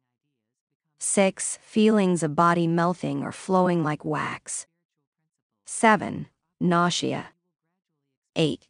Trembling or shaking, beginning in pelvic regions and spreading up torso. Handling physical symptoms, the guide or friend should explain that the symptoms indicate the onset of ego loss. These physical reactions are signs heralding transcendence. Avoid treating them as symptoms of illness. The subject should hail stomach messages as a sign that consciousness is moving around in the body. Experience the sensation fully and let consciousness flow on to the next phase. It is usually more natural to let the subject's attention move from the stomach and concentrate on breathing and heartbeat. If this does not free her from nausea, the guide should move the consciousness to external events, music, walking in the garden, etc. As a last resort, the physical symptoms of ego loss, recognized and understood, should result in peaceful attainment of illumination. The simile of a needle balanced and set rolling on a thread is used by the lamas to elucidate this condition. So long as the needle retains its balance, it remains on the thread. Eventually, however, the pull of the ego or external stimulation affects it, and it falls. In the realm of the clear light, similarly, a person in the ego transcendent state momentarily enjoys a condition of perfect equilibrium and oneness. Unfamiliar with such an ecstatic non-ego state, the average consciousness lacks the power to function in it. Thoughts of personality, individualized being, dullism, prevent the realization of nirvana, the blowing out of the flame of fear or selfishness. When the voyager is clearly in a profound ego-transcendent ecstasy, the wise guide remains silent. Copyright Resonant Read Recording. Chapter 16. Imprinting the Taoist Experience. In 1960-63, we Harvard drug researchers realized that we did not know enough about the enormous range of reactions activated by brain change drugs. Even after hundreds of voyages aloft, our veteran test pilots reported amazing new dimensions of galaxies within. For this reason, we decided to postpone any navigational map-making of our own. Every week, new evidence changed the maps. We felt like those 16th-century cartographers in Western Europe, eagerly debriefing crews returning from the New World. The Tibetan Book of the Living, our first venture in updating old neurological trip maps, was so successful we became alarmed. Thousands of people began using the Tibetan jargon of bardos, and a definite trend towards Buddhism was developing. To head off this pre-scientific Oriental Renaissance, we quickly sought another, less parochial text for describing and guiding brain astronauts. The advantage of the Tao Te Ching was that this Taoist text was almost content-free. There are no pious monks, shaved heads, red hats, yellow hats, orange robes asterisk or specific levels of heaven, purgatory, and hell in the Tao Te Ching. The Tao celebrates the constant flow of evolution, the eternal flow of always changing energy processes. The basic advice of Taoism: everything changes according to regular cycles and rhythms. So keep cool, watch the ebb and flow, and when the waves are ready, surf them. Tao Te Ching, the Chinese Tao Te Ching, sometimes translated as the Way of Life, written some 600 years ago by one or several philosophers, known to us now as the Old Fellow, Lao Tzu, will remain timelessly modem, as long as man has the same sort of nervous system and deals with the range of energies he now encounters. Tao is best translated as energy, or energy process energy, in its pure unstructured state, the E of Einstein's equation, and in its countless, temporary states of structure, the M of Einstein's equation. The Tao is an ode to nuclear physics, to life, to the genetic code, to that form of transient energy structure we call man, to those most static, lifeless forms of energy we call man's artifacts and symbols. The message of the Tao Te Ching is that all is energy, all energy flows, all things continually transform. The Tao Te Ching is divided into 2 books, the first comprising 37 chapters, the second 44. It is a series of 81 verses that celebrate the flow of energy, its manifestations, and, on the practical side, the implications for man's endeavors. Most of the pragmatic sutras of the Tao were directed towards the ruler of a state and his ministers. Like all great texts, the Tao has been rewritten and reinterpreted in every century. The terms for Tao also change in each century. Advice given by philosophers to their emperor can be applied to how to run your home, your office, and how to conduct a psychedelic session.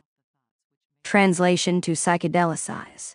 During that period I wrote psychedelic prayers from the Tao Te Ching, the first book, ever specifically designed to re-imprint human brains during the critical periods of neural vulnerability. By the way, it is the second book explicitly designed as a brainwashing manual. The insidious aim of this Dr. Frankenstein gambit was to prepare young people taking large doses of LSD to absorb a new reality view based on post-Einsteinian DNA science. Over the years, since thousands of young people with doctorates have entered careers in science, whose brains were directed by this book of hymns, odes, and paeans to the atom, to the DNA coil, and to the brain. Psychedelic Prayers has been reprinted over 20 times and has probably bent over 200. Young brains. These translations from English to psychedelis were made while sitting under a bamboo tree on a grassy slope of the Kumon Hills overlooking the snow peaks of the Himalayas. I had 9 English translations of the Tao. I would select a Tao chapter and read and reread all 9 English versions of it. Each Western mind, of course, made his own interpretation of the flowing calligraphy. But after hours of rereading and meditation, the essence of the poem would bubble up. Slowly, a psychedelic version of the chapter would emerge. The first, draft version would then be put under the psychedelic microscope. For several years, I pursued the demanding yoga of 1 LSD session every 7 days. And each time our Muslim cook walked down to the village, he would bring back a crayon, size stick of attar, essence of the resin of the marijuana plant, sometimes called hashish. LSD opened up the lenses of cellular and molecular consciousness. Attar cleansed the windows of the senses. During these sessions, I would read the most recent draft of the Tao poems. A humbling experience for this poet to have my words exposed to pitiless psychedelic magnification. Chapter 17. Psychedelic prayers. Psychedelic poetry, like all psychedelic art, is crucially concerned with evolution, flow, change. Each psychedelic poem is carefully tailored for a certain time in the sequence of the session. Simplicity and diamond purity are important to the turned-on. Intellectual flourishes and verbal pyrotechnics are painfully obvious. To the static intellect, these sutras are simply another sequence of lifeless words. But to consciousness released from imprinted statics, these prayers can become precise bursts of trembling energy and breathless meaning. Why prayers? You will wonder perhaps at the use of the term prayer to label these sutras. Prayer is ecstatic communication with your inner navigational computer. You cannot pray to an external power. That is begging. You cannot without regret communicate during the ecstatic moment in static prose. When you are out beyond symbols, game communication seems pointless, irrelevant, inappropriate. There is no need to communicate because everything is already in communication. But there are those transition moments of terror, isolation, reverence, gratitude, when there comes that need to communicate with the energy source you sense in yourself and around you at the highest and best level you are capable of. There is the need, at exactly that moment, for a straight, pure, right eye. Non-game language. This is prayer, mantra, lyrical harmony, verbal mathematics. This need has been known and sensed for thousands of years. All prayers are originally communications with higher, freer energies, turning yourself into the energy dance. Conventional prayers, for the most part, have degenerated into parrot rituals, slogans, mimicked verbalizations, appeals for game help. But when the ecstatic cry is called for, you must be ready to address higher intelligence, to contact energy beyond your game. You must be ready to pray. When you have lost the need to address the higher intelligence, you are a dead man in a world of dead symbols. Each poem in this volume was exposed to several dozen appraisals by lysogized nervous systems. A ruthless polishing and cutting away took place. The most blatant redundancies and mentalisms were pruned. Most psychedelic pilgrims found 5 or so poems in this collection which vibrate in tune to their deepest resonances. The rest did not pass inspection. Sheathing the self, the play of energy endures beyond striving, the play of energy endures beyond body, the play of energy endures beyond life. Out here, float timeless beyond striving. The manifestation of the mystery, gazing, we do not see it, we call it empty space. Listening, we do not hear it, we call it silence or noise. Groping, we do not grasp it, we call it intangible. But here we spin through it, electric, silent, subtle. Please do not clutch at the gossamer web. All in heaven and on earth below is a crystal fabric. Delicate gossamer web, grabbing hands shatter it. Watch closely this shimmering mosaic, silent glide in harmony. The serpent coil of DNA, we meet it everywhere, but we do not see its front. We follow it everywhere, but we do not see its back. When we embrace this ancient serpent coil, we are masters of the moment, and feel no break in the curling back to primeval beginnings. This may be called unraveling the clue of the life process. The seed light shines everywhere, left and right. All farms derive life from it. When the bodies are created, it does not take possession. It clothes and feeds the 10,000 things, and does not disturb their illusions. Magical helix, smallest form and mother of all forms, the living, are born, flourish and disappear without knowing their seat. Creator helix of light, in all nature it is true that the wiser, the oldest and the greatest resides in the smaller. The touch chakra, Extend your free nerve endings, trembling fine tendrils wove in skin. Feel my finger touch soft landing on your creviced surface. Send sense balloon, drifting up through 50 miles of spindle web skin tissue atmosphere. Electric thrill contact, soar free through million-mile blue epidermal space of cotton candy. Fragile web of nerve wire, shuddering fleece of breathless pleasure. The sex chakra, rainbow. Can you float through the universe of your body and not lose your way? Can you lie quietly engulfed in the slippery union of male and female? Warm wet dance of generation? Endless ecstasies of couples?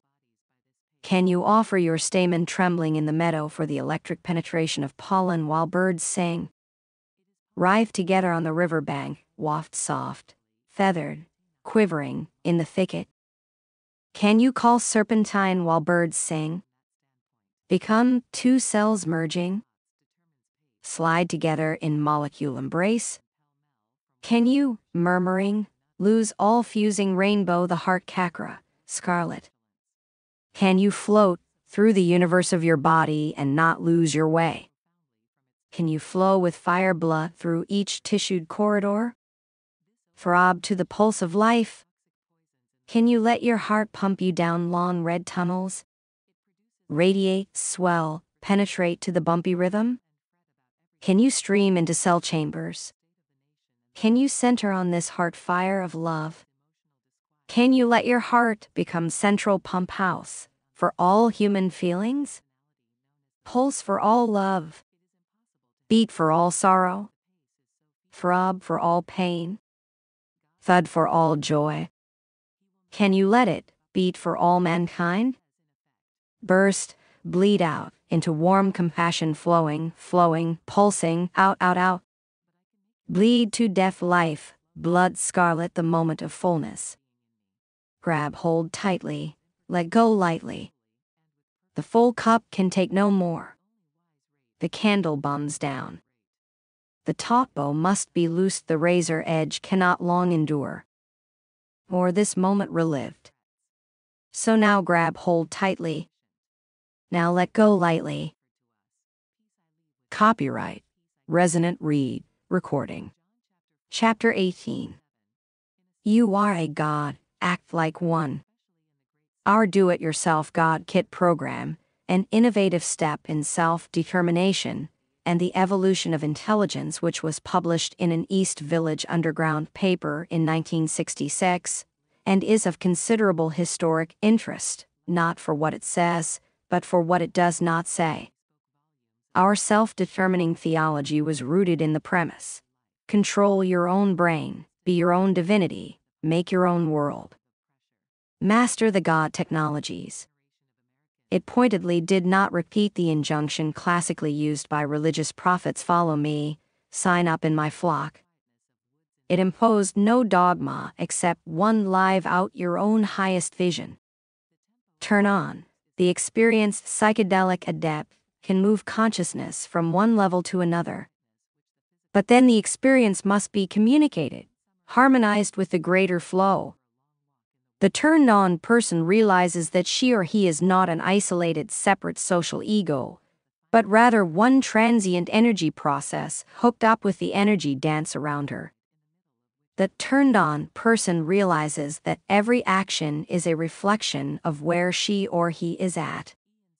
The turned-on person knows her world is created by her consciousness, existing only because she or he has arranged her sensory and neural cameras to shoot these particular scenes. Her movements, dress, grooming, room, house, the neighborhood in which she or he lives are exact external replicas of her state of consciousness. If the outside environment doesn't harmonize with her state of mind, she or he knows that she or he must move gracefully to get in tune. Tune in. Tune in means arrange your environment so that it reflects your state of consciousness, to harness your internal energy to the flow around you. If you understand this most practical, liberating message, you are free to live a life of beauty. Let us consider a sad illumination. The Manhattan office worker moves through a clutter of factory-made, anonymous furniture to a plastic, impersonal kitchen, to breakfast on can, packaged anonymous food, fuel, dresses herself in the anonymous city dweller costume, travels through dark tunnels of sooty metal and gray concrete to a dark metal room, foul with polluted air. All day he deals with symbols that have no relevance to her divine possibilities. This person is surrounded by the dreary, impersonal assembly line, mass-produced, anonymous environment of an automated robot, which perfectly mirrors her turned-off awareness. When this person turns on, she or he sees at once the horror of her surroundings. If she or he tunes in, she or he begins to change her movements and her surroundings so that they become more in harmony with her internal beauty. If everyone in Manhattan were to come on and tune in, grass would grow on First Avenue and Tylus, shoeless divinities would dance or roller skate down the carless streets. Ecological consciousness would emerge within 25 years. Fish would swim in a clear blue Hudson. Every action of a human being reflects her state of consciousness. Therefore, every person is an artist who communicates her experience. Most people are not tuned in consciously. They experience only in terms of static, tired symbols. Therefore, their actions and their surroundings are dead robot art. Drop out. After you come on, you must tune in, start changing your dress, your home, to reflect the grandeur and glory of your vision. But this process must be harmonious and graceful. No abrupt, destructive, rebellious actions. Please start tuning in through your body movements. Walk, talk, eat, drink like a joyous forest, dwelling God. Next, change your dwelling place. If you have to live in the city for the time being, arrange your apartment so that it becomes a shrine. Your room should reflect a timeless, eternal beauty. Every object should make immediate sense to the sense organs of a visitor from the 6th century BC to the 8th century AD, when you have made your body a sacred temple and your apartment a navigational, seduction cabin in a 21st century time ship. You are ready to change your broader social commitments. Do not drop out until you have tuned in. Do not come on unless you know how to tune in, or you will get hung up. Every bad trip is caused by the failure to tune in. Here's why. What happens? When you tune in, you open up neural receptors. Cannabis flicks on sensory receptors, hashish somatic receptors, LSD cellular and molecular receptors. These forceful energies cannot be harnessed to a hive, ego game board. You cannot hook up 100 million years of sensory, somatic revelation to your puny, trivial personality chessboard. You cannot access 2 billion years of evolutionary revelation to your petty social program. This is why marijuana and LSD, if used in a closed system, will, sooner or later, freak you out. Of over 5,000 persons who have begun the yoga of LSD with me, the large majority could not harness their activated energies to a more harmonious game. You cannot take LSD once a week and stay rigidly rooted in a low-level ego game. You have to grow with the flow, or you will stop taking LSD. To continue to use LSD, you must generate around you an ever-widening ring of tuned-in actions. You must hook up your inner power to a life of expanding intelligence. How to tune in and drop out. 1. Go home and look at yourself in the mirror. Start changing your dress, your behavior, so that you float like a god, not shuffle like a robot. 2. Look around your home. What kind of dead robot lives here? Start throwing out everything that is not tuned in to your highest vision. 3. Make your body a temple. your home a shrine. 4. You are a god, live like one. Chapter 19. LSD as a Sacrament. In September 1936, working with First Amendment lawyers, we formally founded a new religion, called the League for Spiritual Development, to provide legal protection for our own neurological investigations and to encourage others to form their own religions. We made very clear that the League was not a mass organization, but was limited to 100 people centered around the Hillbrook estate in Dutchess County, New York. We were not seeking to convert, but to show others how to do it themselves. Our first sacramental assembling, a religious celebration at the Village Theater in New York's Lower East Side, was based on the Magic Theater sequence from Hermann Hesse's Steppenwolf. It was a bead game multimedia performance deliberately designed to blow minds, to overload nervous systems with ever-changing Niagaras of moving forms, some familiar, some novel. The soundtrack blasted with acid rock, oriental chants, synthesizer whirls, body noises, heartbeats, heavy breathings, all highly amplified.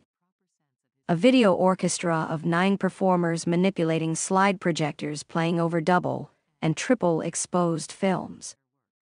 Psychedelic prayers and a spoken narrative guided viewers through the reenactments of Harry Haller's mystical trip. A sensation, the psychedelic celebrations were a sensation. Enormous worldwide publicity sold out performances. I was nominated for Best Off-Broadway Actor of the Year. Hollywood film people thronged to the events. The Hess drama was followed by a celebration of the attempted assassination and escape of Jesus Christ, which parodied the Catholic Mass. Then, a life of the Buddha. The 50 Light soundstage artists who produced these events were the originators of what became psychedelic art, 2001 Hollywood special effects, dance hall light shows. We were also guilty of inspiring the horrid Hindu paisley print boom.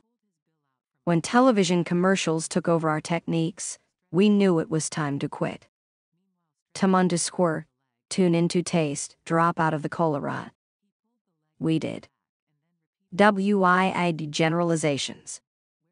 I was quoted in a Playboy interview, saying that if you take LSD in a nut house, you will have a nut house experience. Later, a Village Voice journalist generalized with the question, if a student were to take LSD in this rat race environment, would he have a rat race experience? The reporter was asking for a wild generalization. No one should take LSD unless he's well prepared, knows what he's getting into, is ready to go out of her mind. Her session should be in a place that will facilitate a positive, serene reaction with someone he trusts emotionally and spiritually. Contrary to what many suppose, I never gave drugs to any minors, including any undergraduate at Harvard. We did give psychedelic drugs to many graduate students, young professors and researchers who were well trained and prepared for the experience. They were doing it for a serious purpose, to learn more about consciousness, the game of mastering this technique for their own personal life and professional work. LSD psychosis. Many people fear recurrences of the LSD psychosis without further ingestion of the drug. I can't agree with the word psychosis. The aim of taking LSD is to develop yourself philosophically, increase your intelligence, open up greater sensitivity. After the session, therefore, the exciting process you have begun should continue. We're delighted when people tell us that after their LSD sessions they can flash back to some of the illumination, meaning, and beauty. We know that we are producing philosophic experiences, and we and our subjects aim to have those experiences endure. If nobody knows exactly what LSD does, and I share that worry, we must realize that scientifically we are not sure of the effects of gas fumes, DDT, penicillin, tranquilizers on the individual and the genetic structure of the species. there are risks involved. Nobody should take LSD unless he knows he's going into the unknown, laying her blue chips on the line. You're taking a risk every time you breathe the air, every time you eat the food the supermarkets are putting out, every time you fall in love. Life is a series of risks, for that matter. We insist only that the person who goes into it knows it's a risk, knows what's involved. No paternalistic profession like medicine has the asterisk right to prevent us from meeting that challenge. If you listen to neurologists and psychiatrists, you'd never fall in love. Flashbacks. There are going to be recurrent memories and reactions when you hear the same music, are with the same people, walk into the same room. Any stimulation may set off a memory, a live, chemical molecular event in your nervous system. When you take LSD, you are changing that system to a small degree. Most people are delighted when this happens. But when a professional full-time warrior takes LSD, he's going to wonder if he's going crazy, if he's insane. He's going to worry about brain damage, about germs, loss of precious body fluids. Warriors, of course, want everything under control. But life is spontaneous, undisciplined, unsupervised. Your warrior is going to lay her worrying machinery on LSD. The psychedelic experience can be philosophic if the person is looking for it, and even if the person is not looking for it. People use different interpretations, different metaphors to describe their religious experience. A Christian will take LSD and report it in terms of the Christian vocabulary. CIA agents will look for communists, akin to Hinduism. Our philosophy about the meaning of LSD comes closer to Hinduism than to any other religion. Hinduism is a pagan philosophy that recognizes the divinity of all manifestations of life, allowing for a wide scope of subsects. To a Hindu, Catholicism is a form of Hinduism. As many have noted, descriptions of the psychedelic experience sound very much like Hermann Hesse's Siddhartha. I was influenced by his writings very much so. Of course, in philosophic and literary interpretations of consciousness expansion, most great writers basically agree on the necessity of going out of your mind, going within, and about what you find once you get there. Metaphors change from culture to culture, but every great mystic and visionary reports the same eternal flow, timeless series of evolutions, and so forth. Our first psychedelic celebration in New York addressed the intellectual trapped in her mind.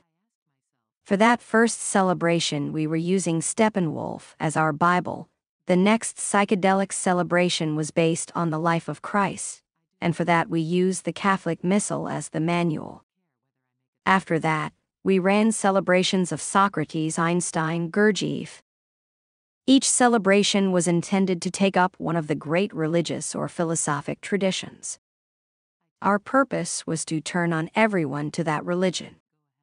We hoped anyone that came to all our celebrations will discover that each of these great myths is based on a psychedelic experience, a death, rebirth sequence.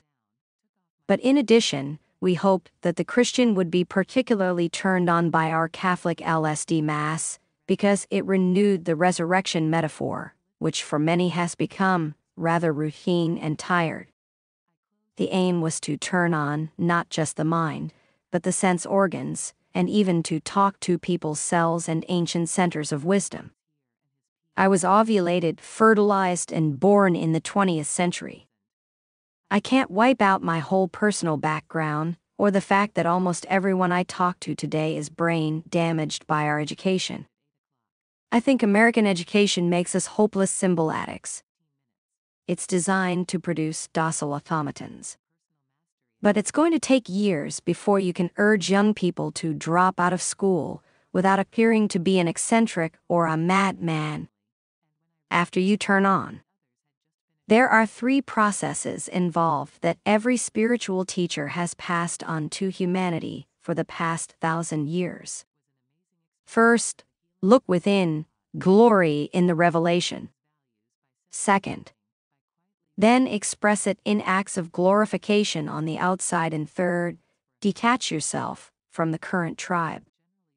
After you turn on, don't spend the rest of your life contemplating the inner wonders. Begin immediately expressing your revelation in acts of beauty. That's very much a part of our religion, the glorification, the acting out, the expression of what you have learned. That's what we were doing in the village theater. Every Tuesday night people went there, and we stoned them out of their minds, all without LSD. To do anything new, you have to change your nervous system. You can do it through breathing, fasting, flagellation, dancing, solitude, diet. You can do it through any sense organ, visual, auditory, and so forth. There are hundreds of ways of turning on. But at present, very few people can use these methods, so drugs are almost the only specific way an American is ever going to have a religious experience. Our Tuesday night celebrations did not take the place of the sacrament. In our religion, the sacramental process is the use of marijuana and LSD, and nothing can substitute for that. LSD for kicks. When I'm accused of promoting the use of LSD for kicks, I wonder what they mean by kicks. To me, the kick means an ecstatic revelation. To you, a kick may mean going to a cocktail party and flirting with someone. A kick to me means a pagan flirtation with God Gaia. Of course, in our Puritan society, we think we should work, get power, and use this power to control other people. In any sane society, the word kick could be the ideal, the ecstasy. It means going beyond, getting out of your mind, confronting God. A confrontation with divinity, your own higher intelligence, is going to change you, and some people don't want to change. They should be warned that if you come into this temple, you are going to face blazing activation of your brain. You're never going to be the same. In the Eleusinian mysteries, they would always warn people, if you go in here, your ego will die. You're going to have to confront all your past hang-ups, strip them off, and be a changed person. One emperor of Rome who wanted to be initiated in the Eleusinian mysteries said, "That's interesting. I approve of what you redoing, but I don't want to be changed." Fear of LSD.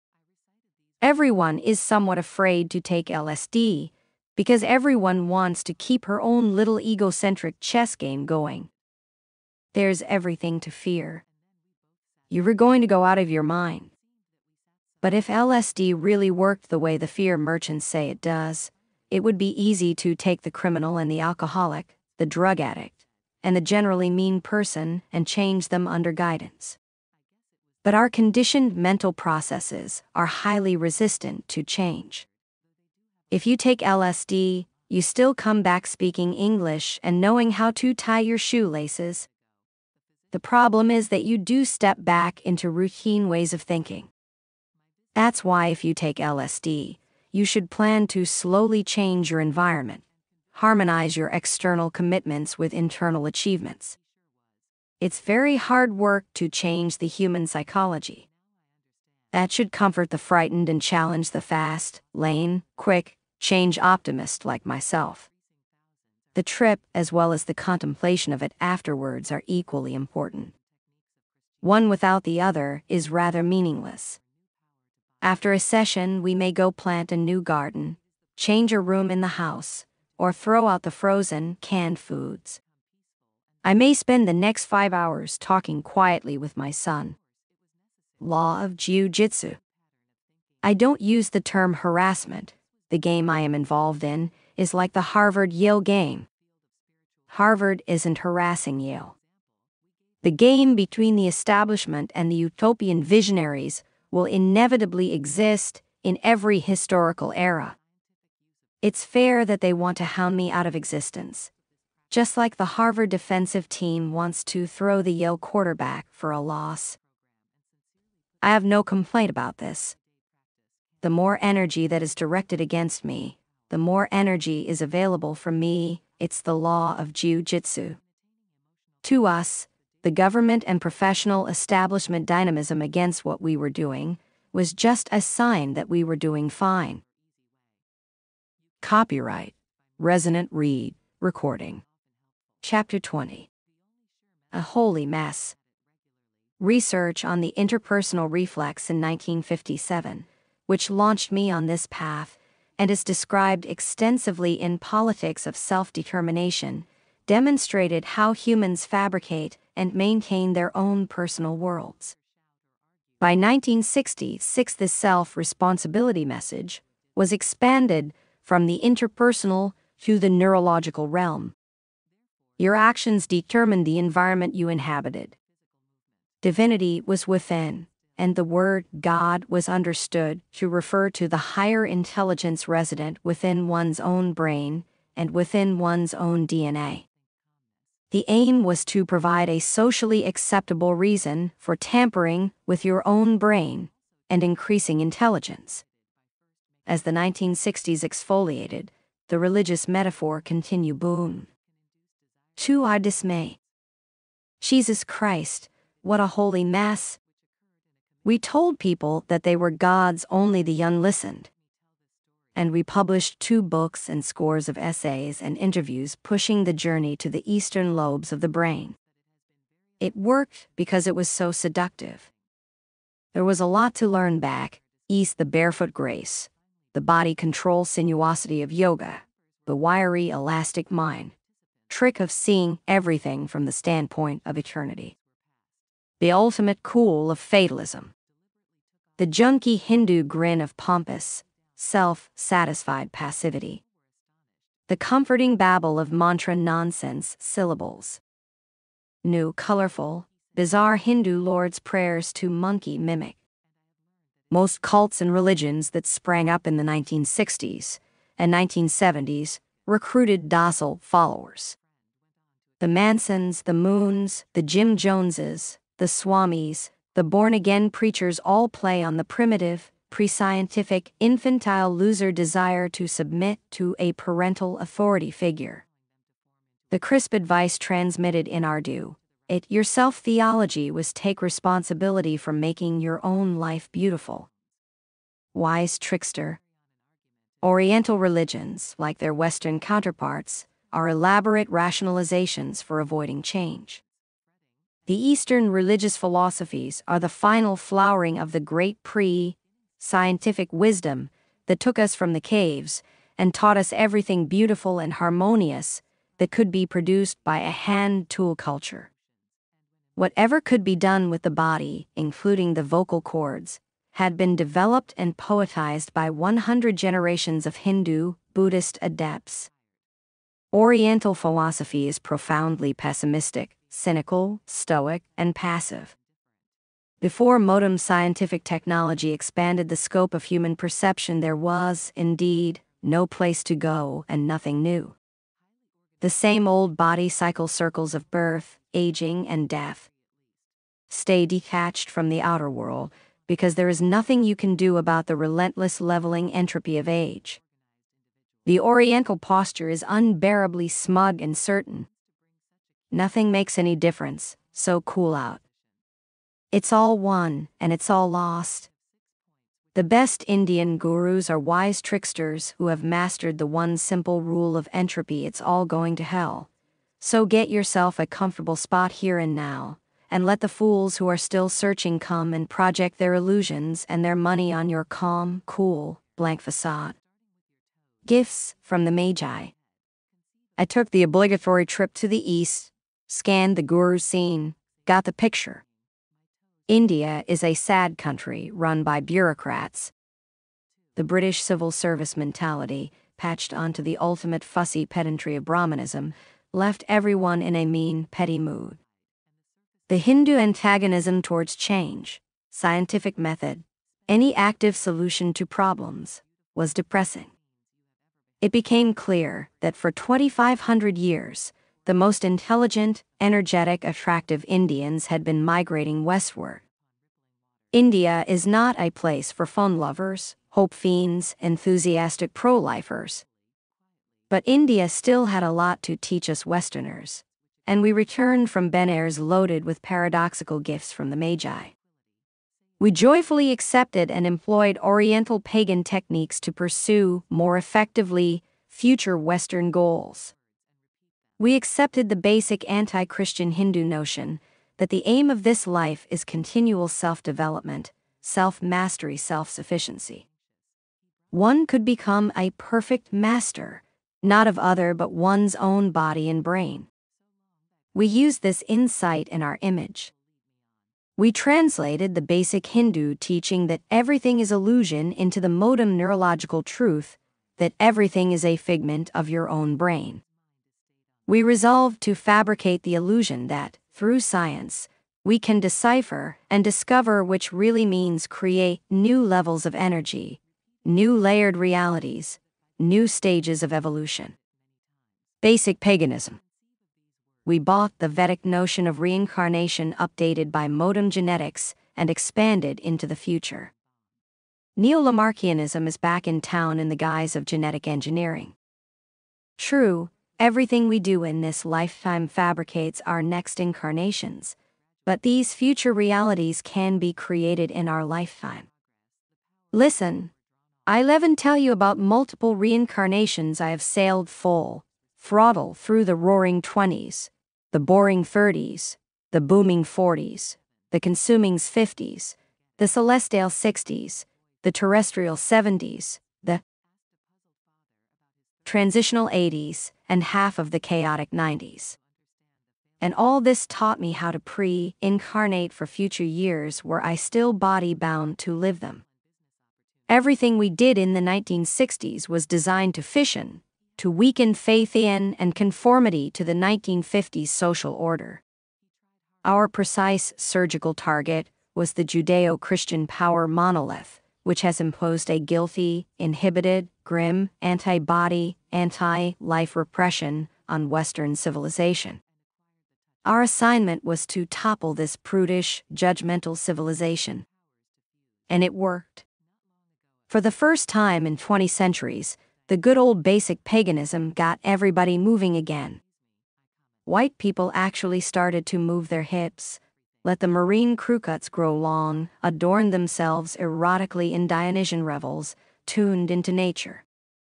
The ancient Celtic pagan spirit began to sweep through the land of Eisenhower and J. Edgar Hoover. Membership in organized churches began to plummet. Hedonism, always the movement of individuals managing their own rewards and pleasures, ran rampant. Millions of Americans exulted in the old Celtic singularity. Every woman a queen, every man a king, God within. The classic paganism now combined with the American virtues of do-it-yourself, distrust of authority. Millions of Americans writing their own declarations of independence, my life, my liberty, my pursuit of happiness. Millions of marijuana smokers, adepts in hatha yoga, and meditators experienced the neural level of consciousness transcended symbols and contacted raw energy hitting their nerve endings. At least another million LSD, peyote, and mushroom eaters, contacted cellular consciousness, have had experiences transcending both symbolic game and sensory apparatus.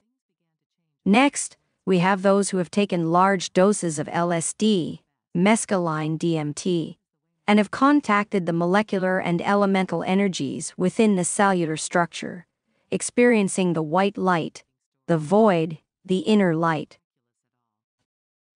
If we add those millions of institutionalized mystics who have had involuntary psychedelic experiences, this group swells to astounding proportions. Each of these different psychedelic levels, neural, cellular, molecular, is beyond symbols, incoherent to the symbolic mind. Most psychedelic voyagers are aware of the limitless realities in the nervous systems, but there is no conception of the meaning and use of these potentials. Alas, most of these explorers couldn't handle the freedom or independence. The familiar hunger for authority, the recurring obsession to submit, to give responsibility to a master. George Harrison groveled in front of the Maharishi. Poor Bob Dylan submitted to Christ. Peter Townsend babbled inanities about Meher Baba. Swarms of gurus and spiritual teachers ran around announcing new commandments, new prohibitions. The word religion beautifully defines itself, of course. It translates to bind from the Latinary means back and ligare means to tie up. All religions are straitjackets, jackets for the straight. Look at the faces of the followers, the Hare Krishnas, for example, and you 11 get the point. Pimpled losers who don't like their own looks and have no love of their own singularity. Jackets for the straight. We learned a lot. We were disappointed that for every new breed, self-confident scientist popping up on the scene, there were 99 new cult followers. There was a gloomy period when I felt bewildered guilt at having encouraged this lemming-like rush to Eastern bonds. The master-follower thing was particularly annoying. I despise followers of any kind, especially those who follow me. As it happens, I am not alone in this distaste. No one really likes followers. Followers do not like themselves, of course. That's why they crawl. And masters have nothing but contempt for their subservients, which is why they impose such colorful embarrassments upon them. Religious freedom. A glance at American history is comforting. Since the Pilgrims, the Quakers, the Mormons, the Emersonian transcendentalists, our frontier country has always seethed with kooky cults and splinter messiahs. The amazing independent religiosity, the off-the-wall fervor of Americans, has always been a wonderful source of eccentric individuality. There were, after all, no Jehovah's Witnesses or Hare Krishnas running around Franco's Spain or the Soviet Union. I am also comforted by the thought that the new religiosity is part of our wonderful aristocratic American consumerism, the insatiable American televoid brain demanding new sensations, new surprises, new heroes, new reality scripts. You are a god, act like one. Timothy Leary. Copyright Resonant Recording.